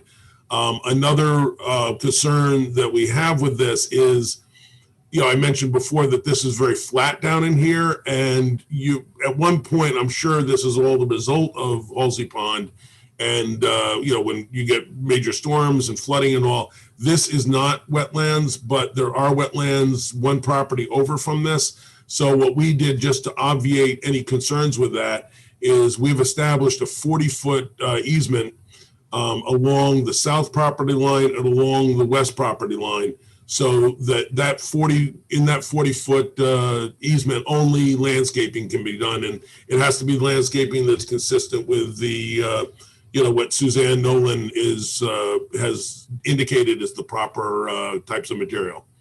Patty, can I just stop you for a second too, because I'm trying to visualize this. And so if you're going into Halsey, this was this red house that's like way up on the hill above it. That was her original house? It's not red. It's kind of a yellowish green. Oh, okay. But I know it's that you look up. So this is that property that would be to the east of, as you're going in? Yeah, this is on the east side of the path to Halsey. So it's behind Kaplan. Do you go past Blair's house? Is that how you access it? I don't think you go past it this way. I think that's coming the other way. This used to be Lou Kaplan's house. It's now Jonathan Siegel. Right. I know that house very well, but so how do you get into the house? I just don't understand the driveways. Park Avenue side. Oh, okay. In fact, it's not. So it's called 34 Lewis, but you're going in from the other side. Okay. Yeah, and everybody I've sent to the site, from the arborists to the guys doing the, checking the drainage, have all gone to the wrong place. So it's, at some point it probably should have a different address. But you might be aware of this property from another application that's moving very slowly, but I think it's moving forward. The other side of Halsey Pond walkthrough is that Gaduzzi property that they're proposing 3 houses. Right. So, and that's one of our concerns with maintaining the privacy here. So, we have a lot of glass facing directly towards the pond, but at the same time, we have a lot of landscaping to screen from the houses that are going to be across the way. So it's trying to hit a balance. Keep going? Yes. Okay. Interesting spot. At some point, I'd like to go back to the elevations. Yeah, well, I think what'll be better is to show you the 3Ds, the SketchUp model. Okay. That way you can really understand how the massing works. Materials on the house, standing seam metal roof in the slate gray, gutters and downspouts are Alcoa Harbor gray. The windows are iron ore from Pella. The stucco is Mindful gray. It's a gray house. Steel is painted. This shows bluer than it is. It's actually a very dark it's like a black, but not quite there. Bluestone terrace. The decking is all, actually the wood siding on the house is teak that's stained, and then the decking and railings are mahogany that's stained the English chestnut. We may use ePay for that instead. We're actually getting right now prices that are better on ePay than we're getting on mahogany. So it's, we'll see what happens post-COVID. So what I've got are a series of elevations or, massing models showing how different parts work, and I've tandemed them so that what happens is this is just showing what the massing of it is. This is the drawing that we actually did for the planning board that shows all the plantings. I felt if I showed you this, you'd think I was hiding the house. So I didn't try and line them up perfectly, but it's showing the same views. So this is the driveway coming in. Right now you can see the house that's up above over here on the left-hand side. And so what we've done is we've come down the hill. You'll see the retaining walls in a minute. And we have the entrance between the existing retaining walls and what is the front of the house forming a courtyard. Here's that courtyard. This is a new retaining wall. We've got a staircase going up to the level, and then you can wind up to where the house used to be. How tall is that? How tall is that retaining wall? This is 6 feet, Oh, less than 6.5. It looks bigger than that, and I was wondering how you got that through the planning board any higher than that. 8, 9, 10, 11. It's 11 treads. So it's, and I think the treads are 6.5.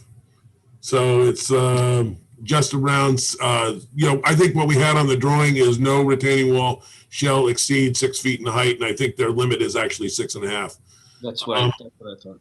Yeah. So as you're looking from here, well, actually, I'll just go to the next shot. Here's the, this doesn't show the materials, but it shows how extensive the trees and the landscaping is around this. We get up above. At this point, the existing retaining wall is actually in the foreground here. 3-car garage, family entranceway, front door coming in. Again, very simple selection of windows. This is that shot. Actually, this may have been what you saw that's red. This collapsing potting shed, that's painted red. So it needs a little work. We're essentially that all of that is gone. But here's the retaining wall that we decided we'd like to keep.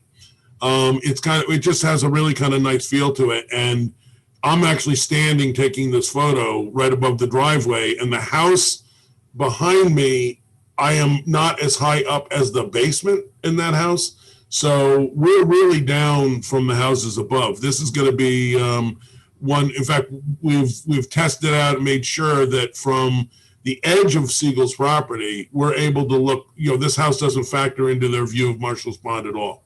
Halsey Pond at all. You're looking down on this roof, not at the roof. So this is from a point above, kind of showing how the massing holds together on it. This is that retaining wall again from that. That's not really a same angle, but it gives you some sense of it. You come around onto the south side. This is southeast corner. You've got a wraparound deck on the first floor, terrace on the lower level, and then you've got a deck on the second floor. Here's that retaining wall, which is actually really cool, I think, kind of fun. And then you get the where it really looks like it's a 3-story house. We've carried the stonework from the retaining wall around the back, across the front, and then down this side, and then into the fireplace. And then we pick it up as we come around again over on this side to kind of, so that's not a 2-story stucco. This is actually very planted out. I don't think it really, this is crazy stuff. These are trees that we were required to put into where the trees would actually be, part of the landscaping plan. But it's going to be very foliated. This is her office with the circular stairs. And that's kind of a fun break from the rest of the house. What is the railing? The railing is going to be just a metal rail. It's not glass. the problem with glass is you have to have somebody who's. So no, so it's wire. It says. No, it's not wire. It's going to be vertical metal baluster. Thin, very simple and clean, painted that very dark color. So it fades out. The challenge I'm having with wire railings at this point is I don't think they're going to be legal for that much longer. I think there's already a lot of pushback on it, and Catherine and Robert have they've got several daughters and son, and I guess a couple of daughters and a son, and I think they're anticipating lots of grandchildren, and the idea of being that really high up and having a horizontal, not great. And then any views from the trail out to Halsey? Actually at this point I'm standing on the trail. In this photograph. I mean, this never looked this good. Well, this actually is an awful lot of this foliage is existing. I know. I know.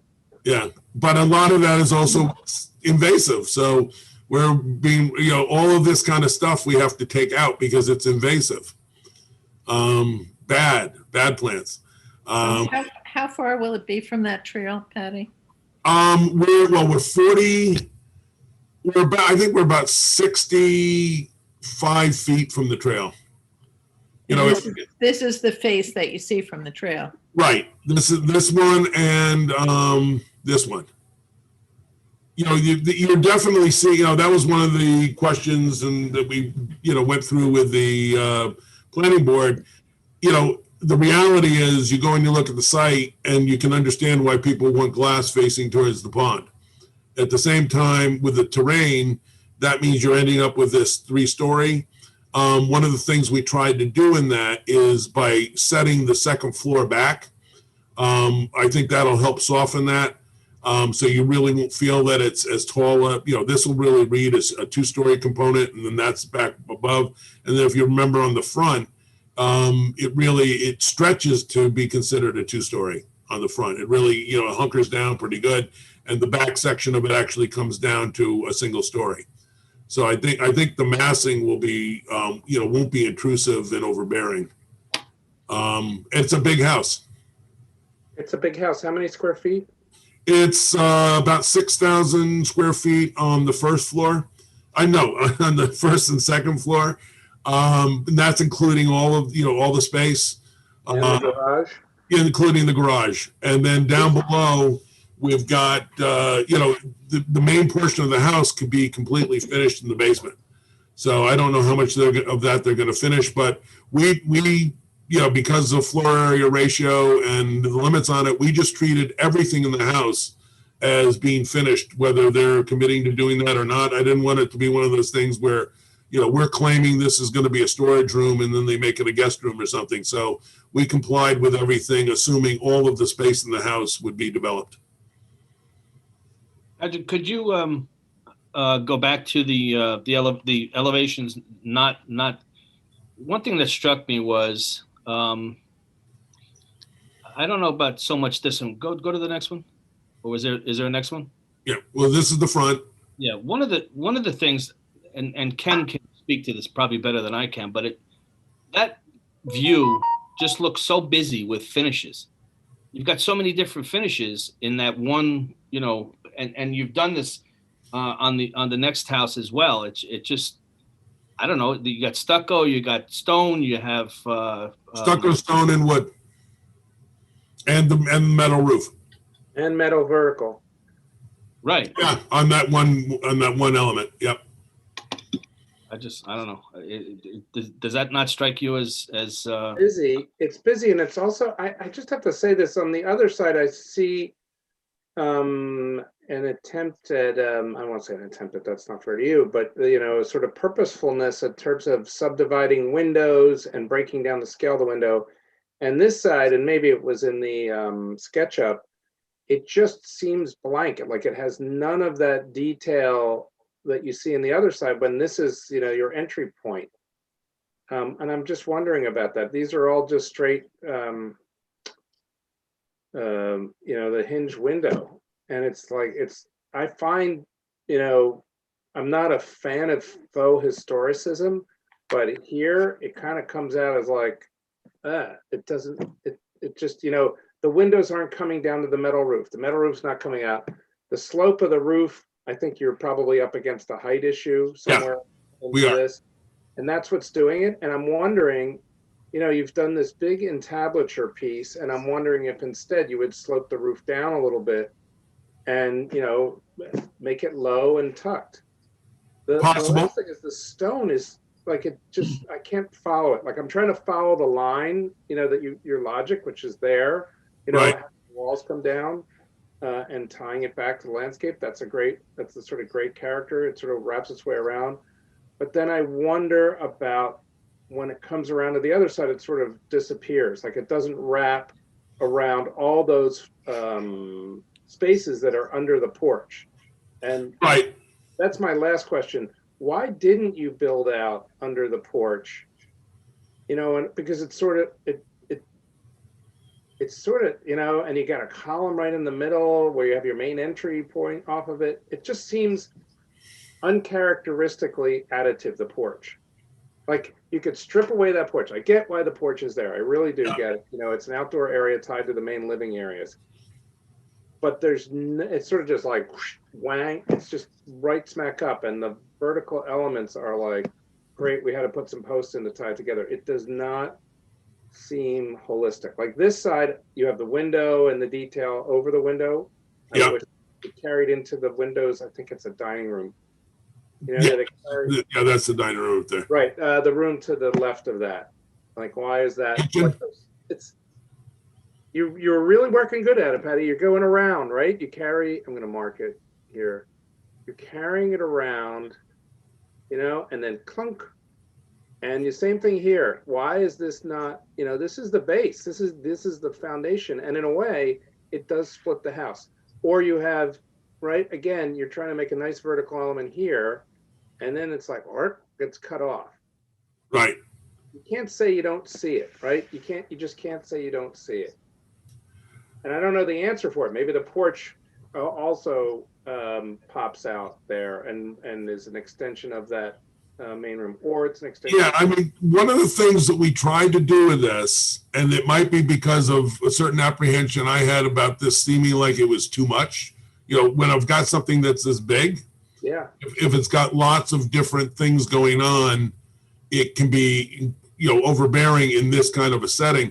The whole idea is it's not historical. This is reaching back for now 70 years ago, and mid-century modern was new. I'm not so sure.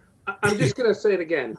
Like I see the window, I follow it. Like here it is. It shows up again, like the transom windows, which have this strange proportion, and then it shows up here, and I'm like, going, why isn't it in here? Right. Or why isn't this, sort of some sort of crowning element that goes over? I get this. It looks like a country house. It's tied to the landscape. There's a lot to this that you've done, but it feels that. The other part, and I would ask you if you can go back to the site plan, and I'd like to hear what the discussion was with the planning board. Gotta get rid of these things. I was trying to figure out what you were marking up. You don't like my grading there? Okay. Actually, if you can go back one more to the overall plot plan and zoom in on that. Oh, that one. Yeah, I've got this in a PowerPoint, so I can't really zoom in on it. And when I've tried to do that in the past, I've lost all the ability to show anything. Try Control Plus, Patty. Plus. Ha! Thank you. I've learned something. An old hand at this beast. Yeah, great. If you go back one page. Okay. No. Sometimes you have to go back. Control L. Control L? Yep. Okay. And then you go to the next page. Okay. Let's see if it. Yep. Okay. And then go back to Control Plus. Keep going. Yep. So it's right smack on the trail to the pond. Wow. Right. So we're on the right side of the 8. Yep. We're right kind of in here. It's set back, but it's that Yeah. flat area right next to the trail. Right. And if you go to the landscape plan, please. Yeah, I need to do Control L. Yep. Okay, and then see if it lets me go. Oh, one. Oh. There you go. Yep. And Control plus. So if you could walk us through that landscape, there's no fence, is there? I don't think there is at this point. I think there's going to be later. That is my guess, but I didn't until they haven't talked about it, and I didn't want to start throwing something in before they've really gotten. I think they need to go to the site and see what it looks like when the house is built. Yep. You So know, I just noticed some marking where I've just marked it. So that's not a fence. That was why I was No. asking. That's where we're supposed to put up a. We're supposed to put some kind of a fence up during construction. Yep. So we have that to keep people from wandering off the trail onto the property. So what this looks like is that there's a lot of bunches of, are they evergreens or a sort of mix? It's a mix. And it's basically, it's past my grade, pay grade. This was all Susan Gentile talking with Suzanne Nolan, agreeing that this kind of tree would go well with the existing tree that's being protected. There was a lot of discussion about roots and how the trees that are being protected, these tulips, what kind of trees should be around them and all that. Yep, sure. But my broad question is, are from what I've seen in your pictures, these are not insubstantial. They're either bushes or they're sort of smaller trees. So in the end, and I'm guessing its planning was saying, we need you to shield,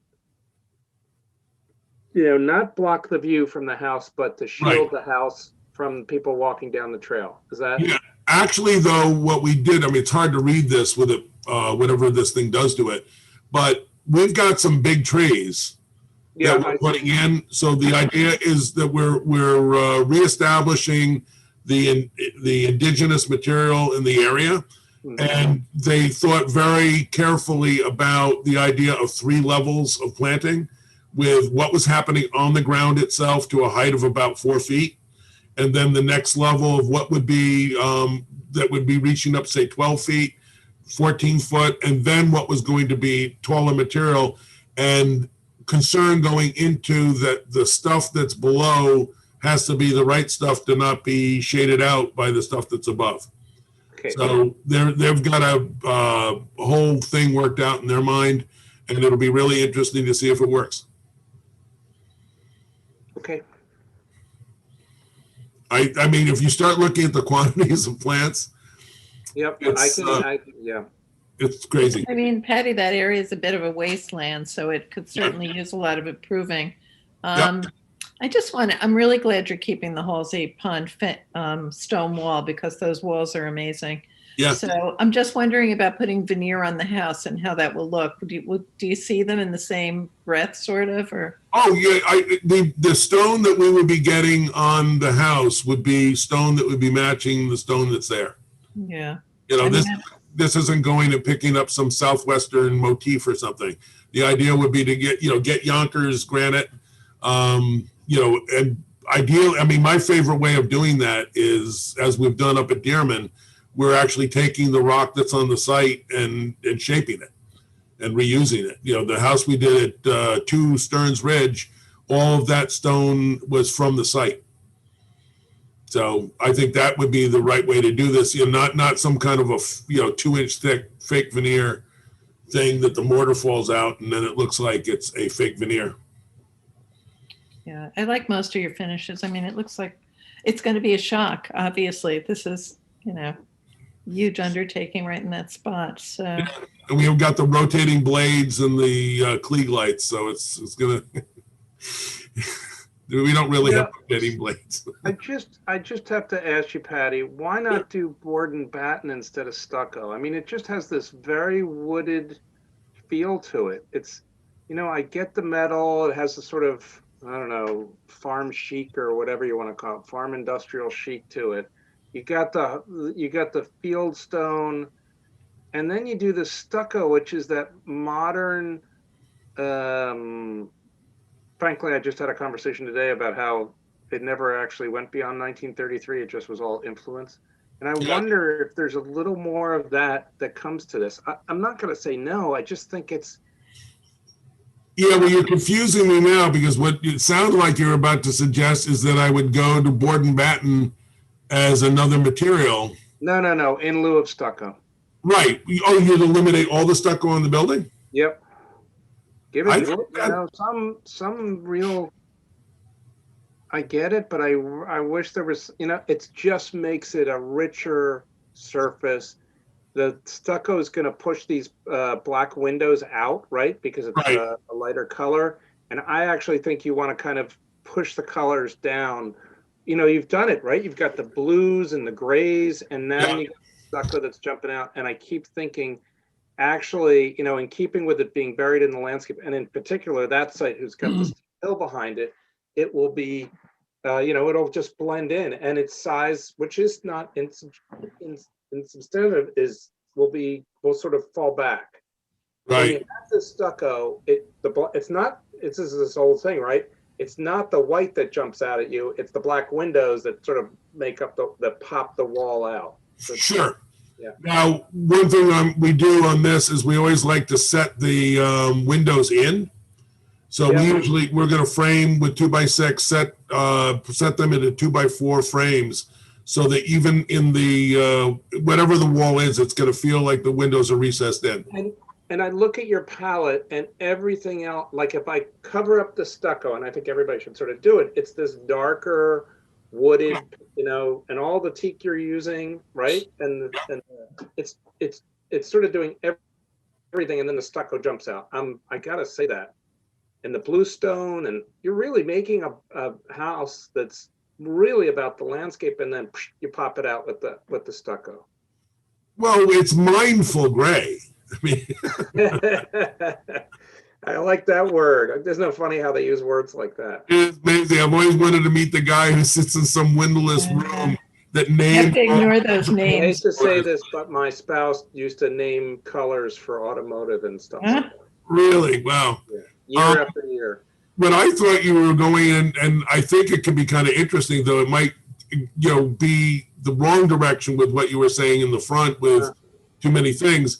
If instead of this being metal on here, if this was like a board and batten, and that board and batten basically. You want to hear my take? Okay, so let's just say you left stucco on the uphill side and you replaced the stucco here with the board and batten, especially like, look at that big wall, right? That is the garage, the sort of barn of the house. That would be perfect in board and batten. It would just sort of lead you to, there's pieces, even the tower, the other tower would be board and batten or metal, whatever. Well, I was going to say this stays the stucco.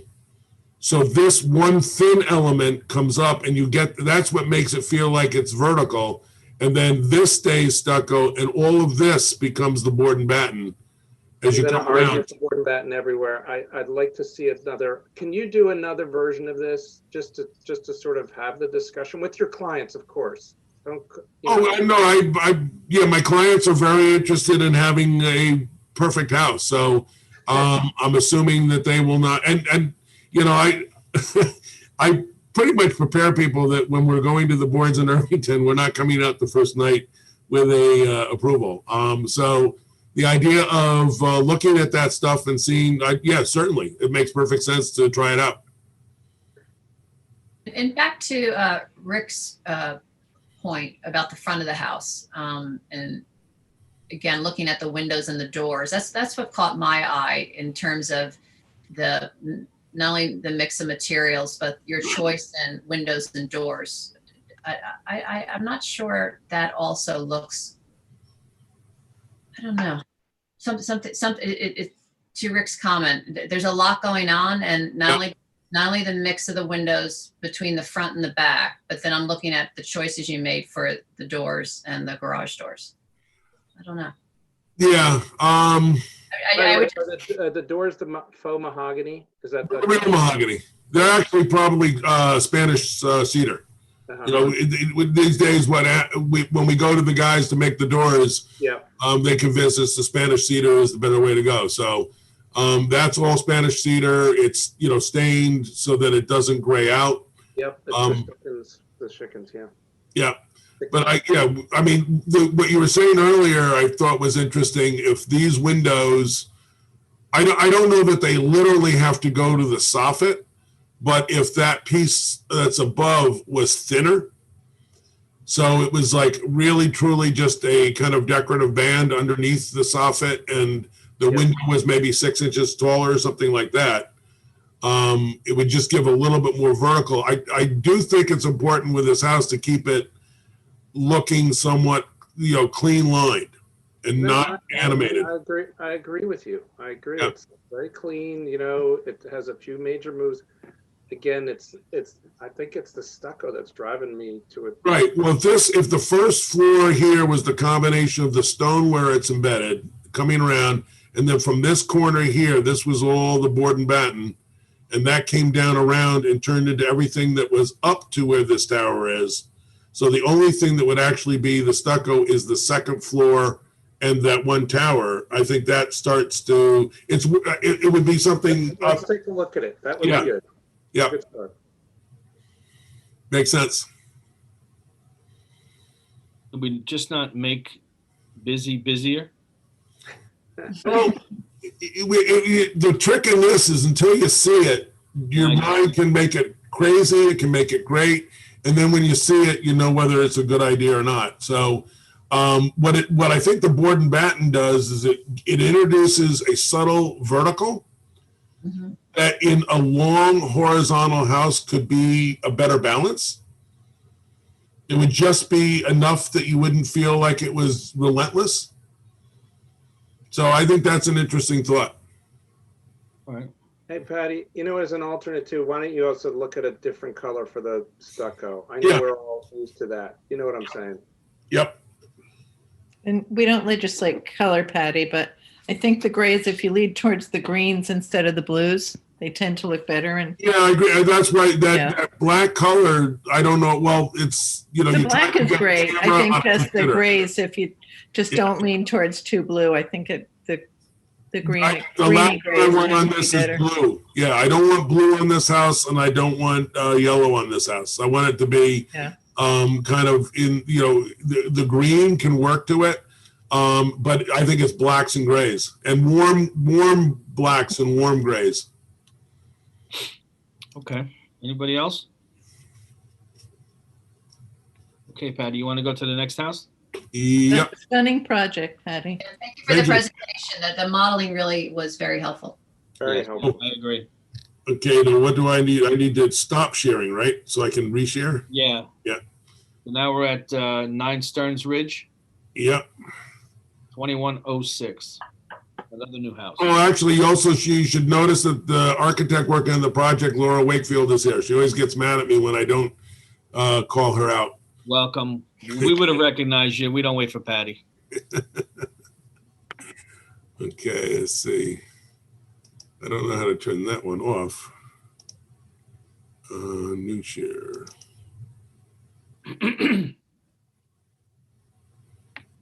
Is there some trick to getting rid of the one in the background? Yeah, hit escape. Yeah. Yeah, try Control L again. Yeah, it's not wanting to do that. Let's see, stop share. Yeah. And now escape. Nope, doesn't get rid of the on my screen.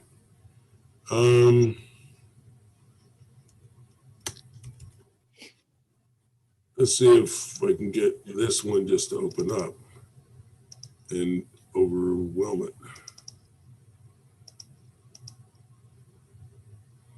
Okay, yeah, it just covers it up. So it's somewhere back there. We don't need it. Okay, so this is the Kimbers residence. Ryan and Megan bought a lot at Dearman. These are all the people who are working on the project. That was important for the planning board to see. I don't know if you guys care about it. So this is the road that is parallel to the playing field.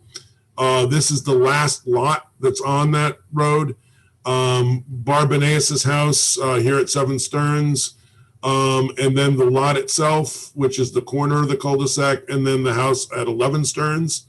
We did 7 Stearns. We did not do 11 Stearns.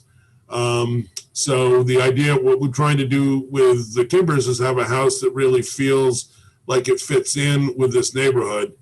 And I think we've got a lot of the neighbors are in favor. The neighbor at 11 was very upset that we were building a house here. He, I don't know if he's on the call, but I just want to make sure everybody's aware he was not a fan of what we were doing. So here's the cul-de-sac at the end, Stearns. This is Barbaneas's house. This is 11 Stearns. So this is actually the largest lot that's on the block, but it's also a really interestingly challenging one to build on. The retaining walls that were built when the roads were built on all of the neighbor properties except for this one, lot 5 and 11, which was lot 6. Lots 5 and 6 were actually owned already by someone and didn't want to contribute to the cost of building the retaining wall. So these 2 lots didn't get a retaining wall at that same time. 11 has the retaining wall that's back behind it that makes it all work. And one of the first thing we're going to have to do to make this site work is we have to build the retaining wall that the planning board has approved to regrade this whole area so it works. We had to go to the zoning board for this one because of the height. It wasn't so much how tall the house was, it was how far down the bottom of the house is. The basement floor in this house is 6 feet above grade. So it was an interesting one to work out. It's got a 2-car garage, family entrance, front door. We used the rotation, picking up the 45 from Bard's house so that you kind of felt like it was facing out towards the cul-de-sac, but at the same time, crank the garage so that it picks up, relates more to the house that's next door. Basement, in this one, it's shown as unfinished. One thing I'm going to have to deal with, we're in the midst of value engineering. So what I'm going to do is show, I've got the drawings up that you received with the wraparound porch on the first floor. One of the things that on the first floor, one of the things they're looking at is eliminating this section of the deck to make the deck smaller, reduce the cost. And with that, we moved the fireplace from inside to the outside wall. So I'll kind of show how all that is working. First floor is entranceway, staircase, living, kitchen, big, great space, dining room and library in the front, small playroom off the kitchen. They have a 2-year-old and they'll have a 0-year-old, I think, in another month. Family entrance with lots of good storage in it, 2-car garage, upstairs, 3 bedrooms, good sized master bath and closet, laundry room, and shared bathroom between the 2 front bedrooms. And okay, here's the front of the house. A change that happened between when we submitted and now is we have simplified the roof edge. Before, what we had was like almost like a Greek return, but the bastardized one that maintains the same slope with larger rakes sticking out a foot. As the clients, we actually did some mock-ups for them, showing them what that looked like. So we've tightened all of the rakes up. They now are more like a 6-inch overhang, and you actually get the roof coming down, appearing to be 4 inches thick and returning up at the angle. So there's no flat soffit. And the small dormers here in the front, it's very tight and snug. Front porch, low pitched roof, little bump out bay on the library, staircase over here on the side. And here you've got your board and batten. The difference, but here's the drawing that was submitted. This is brick. And this was going to be brick too. We're trying to get costs down. So we're looking at this being clapboard instead of brick. This will still be brick on the main portion of the house. The brick is getting lime wash. So the idea is it'll be a house that it's not paint. It's a lime wash that goes on. It's a very interesting material made by Roma Bio, which I think is pretty cool. As we get around the side, the house steps down. That deck here is eliminated, and we put the fireplace back on that to kind of bring that to be a little bit more interesting. And the deck over on this side. And similar to what we were dealing with the other house, when you get to the side facing the river, you've got a lot of glass and everything opens up. This is now the change where we've eliminated the deck on the side, eliminated the little Romeo Juliet balcony. But I think it holds together fairly well with all the different stuff. Is that stair pushed? So that's just sitting on posts, the stair. Right. Yeah, this is this is away from the house. Yep, This edge here is actually picking up the edge of the deck itself. So here is that other side. We eliminated 2 windows on this side. I guess that's a budget cut. I don't know how much you really say. What is going on with that roof? I can't figure it out. It's the challenge of a rotated roof in a 2-dimensional thing. I've got 3D SketchUp, so you can see what that looks like. It's not crazy looking in reality. The idea is that all of the roofs here are all the same pitch. This lower roof here and the roof that's between the 2 hip ends on this is a flatter roof. But you're not going to really see that. What you're going to see is the edge of the hips and the edge connecting, and then this will just be like a giant basically we're filling in that with with something that would normally be this small. So why are you doing a hip roof on the back but gable end roofs on the other side? Because when we showed the gabled end on this side, yep, it exacerbated the anxiety that people had about how tall this looked. And who was anxious? Members, the people who are reviewing it before you. Yeah, I don't know why they're commenting on architecture. Okay, so. Well, I'll get to a point where I can show you what the here. Let me just skip ahead to it. The answer to your question, Ken, is because they can. They can do about whatever, yeah. Yeah. Okay. So here's why create confusion, Rick? So what we dealt with when we were going through this with the planning board was how we related to the other houses. I understand it's a little different. It's a little bit more vertical than the other houses, but that's not hard to be when you're half the width of the other houses. This is a 3,500 square foot house next to basically a 5,000 square foot house, a 4,500 square foot, 4,700 square foot. So here we are at 3,500. It makes it look more vertical, and I think there was a concern with that when we showed this is the back elevation. This is Lori Davidowitz's house. This is Amy Ziff's. This is Barbaneus. They pointed out how on Amy's house we had done those hip roofs that helped make it look like it wasn't overwhelming on the football field. I also noticed we have a gable here, but I was going to say I see gable ends. Yeah. Yeah.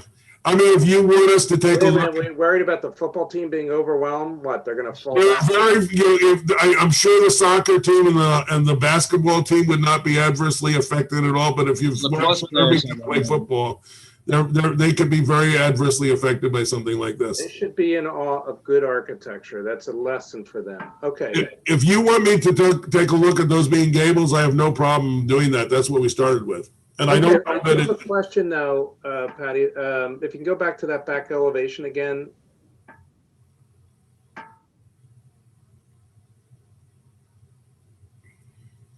So now it's all hardy board. Right. Even more reason. Now it seems stooped. And is it stucco at the base or is it stone Yeah. at the base? It's stucco at the base. I gotta say, again, these walls, you've done such a great job with the walls. Why aren't they stone? I mean, like a stone foundation that goes around. Okay. I cut 2 windows out of the side of the garage in a cost-cutting method. I got it. I can got suggest where you're stone, but I don't know that we'll get that. Yeah, right now, I don't know if you guys are seeing it, but we're getting strange pricing from vendors. I mean, 2x4s, you know, it's like No. The world's upside down. Everything's being is like getting supplies has become suddenly very hard. You go to the store and they're sold out of a lot of things. Yeah. Yeah. So we're trying raw materials and logistics. Yeah, it's driving costs. So we're trying to find the balance. And I do think it's fine that this is, that this is collaborative. I also think it's good. No. I don't have a problem with collaborative. It's just, again, I would prefer that it's all brick. Of course, that's not, it's in keeping with the house and what's looking down over it. I got to tell you, those 2 funky hip roofs, they got my eye, and the fact they're not going up to the peak. It's like a triple, what you're paying for in framing makes me. Oh, this would probably be less expensive to build as 2 gables. Yeah. I have no problem. I don't want to. By the way, it's kind of organized. It's 2 towers. It's got, it's a house of 7 gables. It's, it's got a character to it, or 10 gables. So I'm certainly willing to look at that. Planning boards don't approve those components of houses. So the architectural review board, I would argue, although I don't want to argue with anybody, but I would suggest that the architectural review board at this point, it's their purview. If you guys preferred gables there, if it's something that the client's comfortable with, I think it would be fine. My peers, my colleagues. Well, at this point, you would think it's our purview. However, these drawings have been approved by the planning board. Oh my God. Sorry, Ken. At this point, I don't know what that means on this particular project. I will have to. Yeah, if we can confirm with Ed, maybe where the line gets drawn. To me, it's for you guys to do the careful job that you do, you have to have the latitude of affecting what is the massing and the materials on the house. We're going to discuss this after our applications are over. So yeah, even though it's ridiculously late now, we still have to have a conversation about it. Okay. But that's for us to worry Well, about. that's my recommendation. And if you could, and again, this is a price issue, is whether it's the stone or at the base. At least there's a water course maybe that goes around. Yeah, maybe something that comes up to the bottom of the windows. Yeah. Yeah. Otherwise, I think it's a great addition to the neighborhood. Cool. This one, let's get the colors. Again, we've got I think I need to talk to Susan Janchel. I don't think she owns a nursery, but it feels like you would. It's a lot of plants. So again, we're working in gray tones. Right now, I've got a Da Vinci roof in weathered gray, which is a really interesting roof. We've done a lot of those with slate, including one that's up at Dearman Close, and it stood up very well. And we were thinking of doing it in the shake. But we are also getting pricing back on that. It's about $400 a square for the material. So we may need to be changing to asphalt shingles. We talked about that on Saturday. So, when we come back to show you the other stuff. I don't think we're going to get any argument here. Yeah. I just think it should be the 3D. Did you give us what the stone wall is as a color or anything like that? It's the stone from up there. Okay. It's the same that we did at the first house you come in at. We also did it at the Corio's house on lot 16. So the idea is to use that same granite from the site, which I think it's a really nice combination. It's not too brown. It's got a nice gray to it, but it's also not dead. It's got a softness, to the color. I can include a shot of what that looks like. I understand it. I'm fine with that. Anybody else? Any questions? Okay, so Patty, you're gonna come back next month with both of them?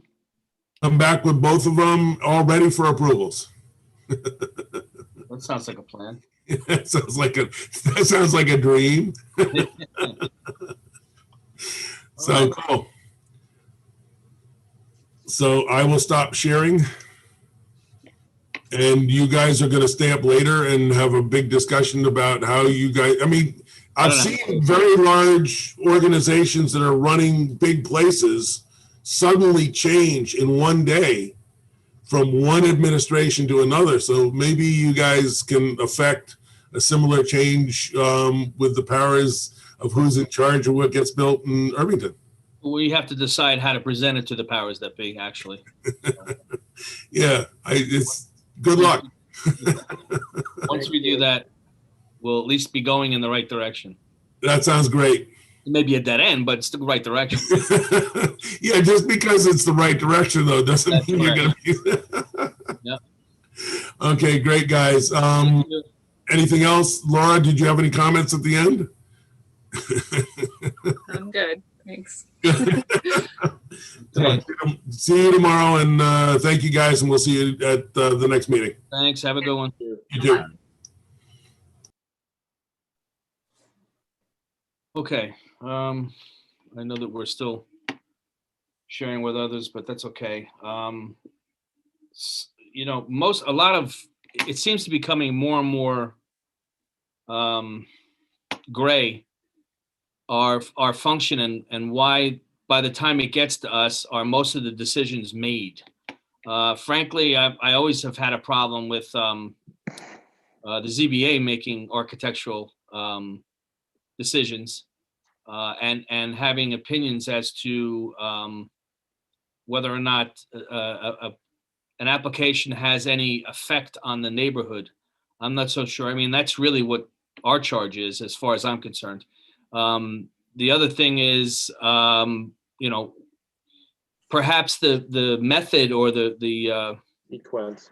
Yeah, sequence of events needs to be changed or at least made such that if there's an architectural issue, in front of the planning board, perhaps they can bring us in at that time or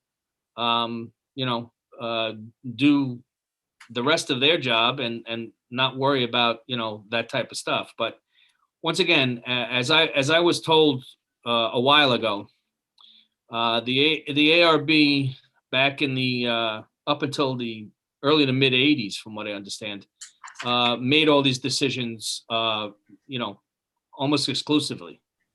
And frankly, I was told that the Architectural Review Board was not very strong, did not have enough architectural, sekel, to use a Yiddish word, to make, these decisions on their own. And hence the village, whether it was the Board of Trustees or in conjunction with the building department, changed the fact that the ZBA can make those decisions. It's in their charter, or it's in their code, as does the planning board. Now, the planning board has an architect on its staff, at least one that I know of, and frankly, an engineer in the chairperson. But I think we need to at least put together something in writing of what we don't. Perhaps I could ask everybody to send me, what it is that they feel is wrong with the system, and perhaps maybe Deb and I can get together and make sense of all the comments, or at least put them in the right order as far as what we see. And then I can send out to everybody what the letter is going to look like to the Board of Trustees. Does anybody have a problem with this? Deb, you okay with that? I think it's a good idea. We've had offers by architects who've appeared before us who've also said that they would like to give feedback, and I think that would be really helpful. My only experience in the village is that if we're not asked to do something, like formally commissioned to do it, like Historic District Committee was, then I'm not sure what impact it will have. So my only preference is that the Board of Trustees actually acknowledges that we have a problem in the village, because we have enough architects who've been saying it's too costly for their clients and the process takes too long, that they actually are the ones who come to each of their boards and says, could you give us recommendations? And then, somebody is in charge to actually present that to the board. And then the board looks at the information and the results. And then, we move forward. I'm happy to go through the process. I'm just not sure what kind of impact we're going to have if we're just sending a letter to the Board of Trustees. What about asking the architect that was here for the last meeting? The one that, for the Mackey house that they're tearing down? Wasn't he the person who said it? Yes, asking him what though? The most recent, but I He think said, well, he's the one who said, yeah, I'd like to talk to you about that. I have suggestions. So, I do feel that even Patty, who just appeared before us, I have a feeling that you could take a long list of both Irvington architects who reside in our village, as well as those who just appeared before us. And there'd be many who'd say the process needs to be examined. Well, be aware, that. Hi, Mark Gilland is raising his hand. Okay. I'm gonna allow him.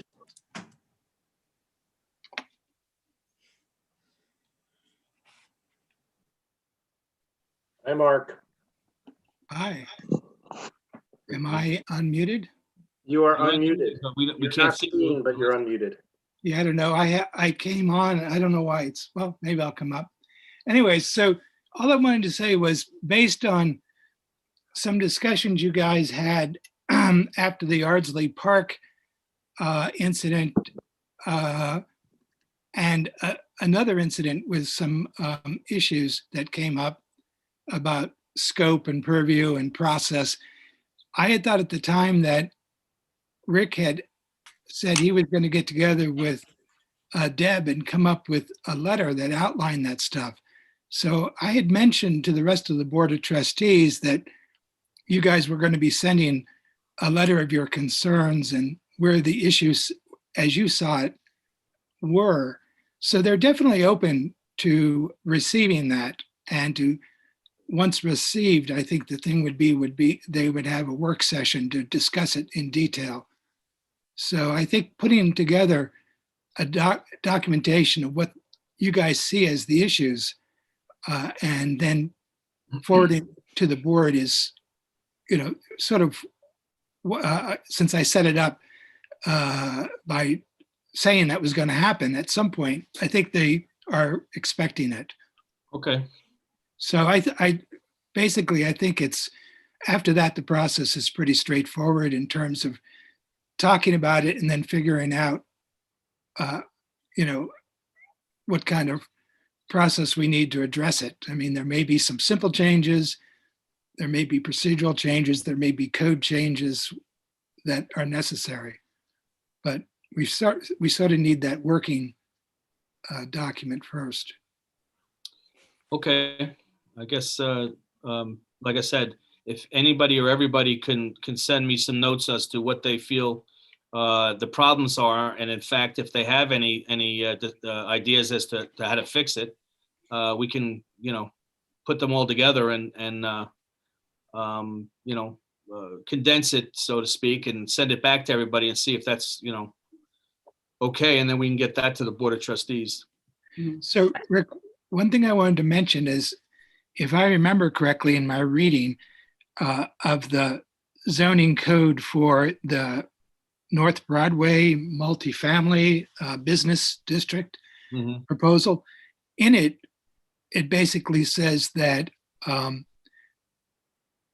this is how I remember reading it, so I'm hoping I'm remembering correctly, that the planning board has to send projects to your attention for your comments before they can approve it. Okay. So that's a little bit different than the wording that's in the basic code where they can send it to you for your attention, but they don't have to wait for any kind of feedback from you. Okay, that sounds counterintuitive, but Well, that's the way the code is written now. But the code for the new zoning district definitely says that you need to get involved in the process before it gets approved. mhm. I mean, the only thing I'll say, Mark, is I think it's fair to ask of us, on top of what we're already volunteering to do, to write a letter to the board indicating problems and concerns we have. I don't think at this point, I'm not suggesting you're asking us to do this, but I don't think it's appropriate at this point for us to give the board recommendations. Is that your understanding as well? Because I think that's going to take way too much time, and we don't know how this is going to be received. And frankly, I'd be surprised if you're not also asking the planning board and the zoning board to do the same, because if we're going to do this and really do it with the intention of making this process work better for the applicants and the architects, then we shouldn't be the only board that's giving this information in a letter to the Board of Trustees, because we're the only board that has seen that there's a problem in this village in getting a building permit. Then we've got a bigger problem than what you're going to hear that, we're going to put in one-page letter. So I don't have a problem with identifying what we've heard from architects and applicants as to their frustrations, and then also indicating how we feel frustrated. But I don't have any intention of putting any recommendation. Well, I think that's kind of productive, actually, Deb, because I think you guys know very specific instances. It's not about feeling, it's about where you see problems. Yeah, but I mean, are you suggesting that you want us to make a recommendation on how to fix it? Well, there may be places where it's obvious, and there may be places where the recommendation is just a much more generalized thing. I don't think there's anything wrong with, if something comes to mind, making a suggestion. It doesn't mean that that's going to be used as something to write code out of, but it certainly will help further understand the problems of the flow between the boards. So, writing a document with not enough information, and I don't mean detailed solutions, but even if you see a solution that might make sense, it would be worth noting it. I'll think about it. But I'll give you what you need, Rick.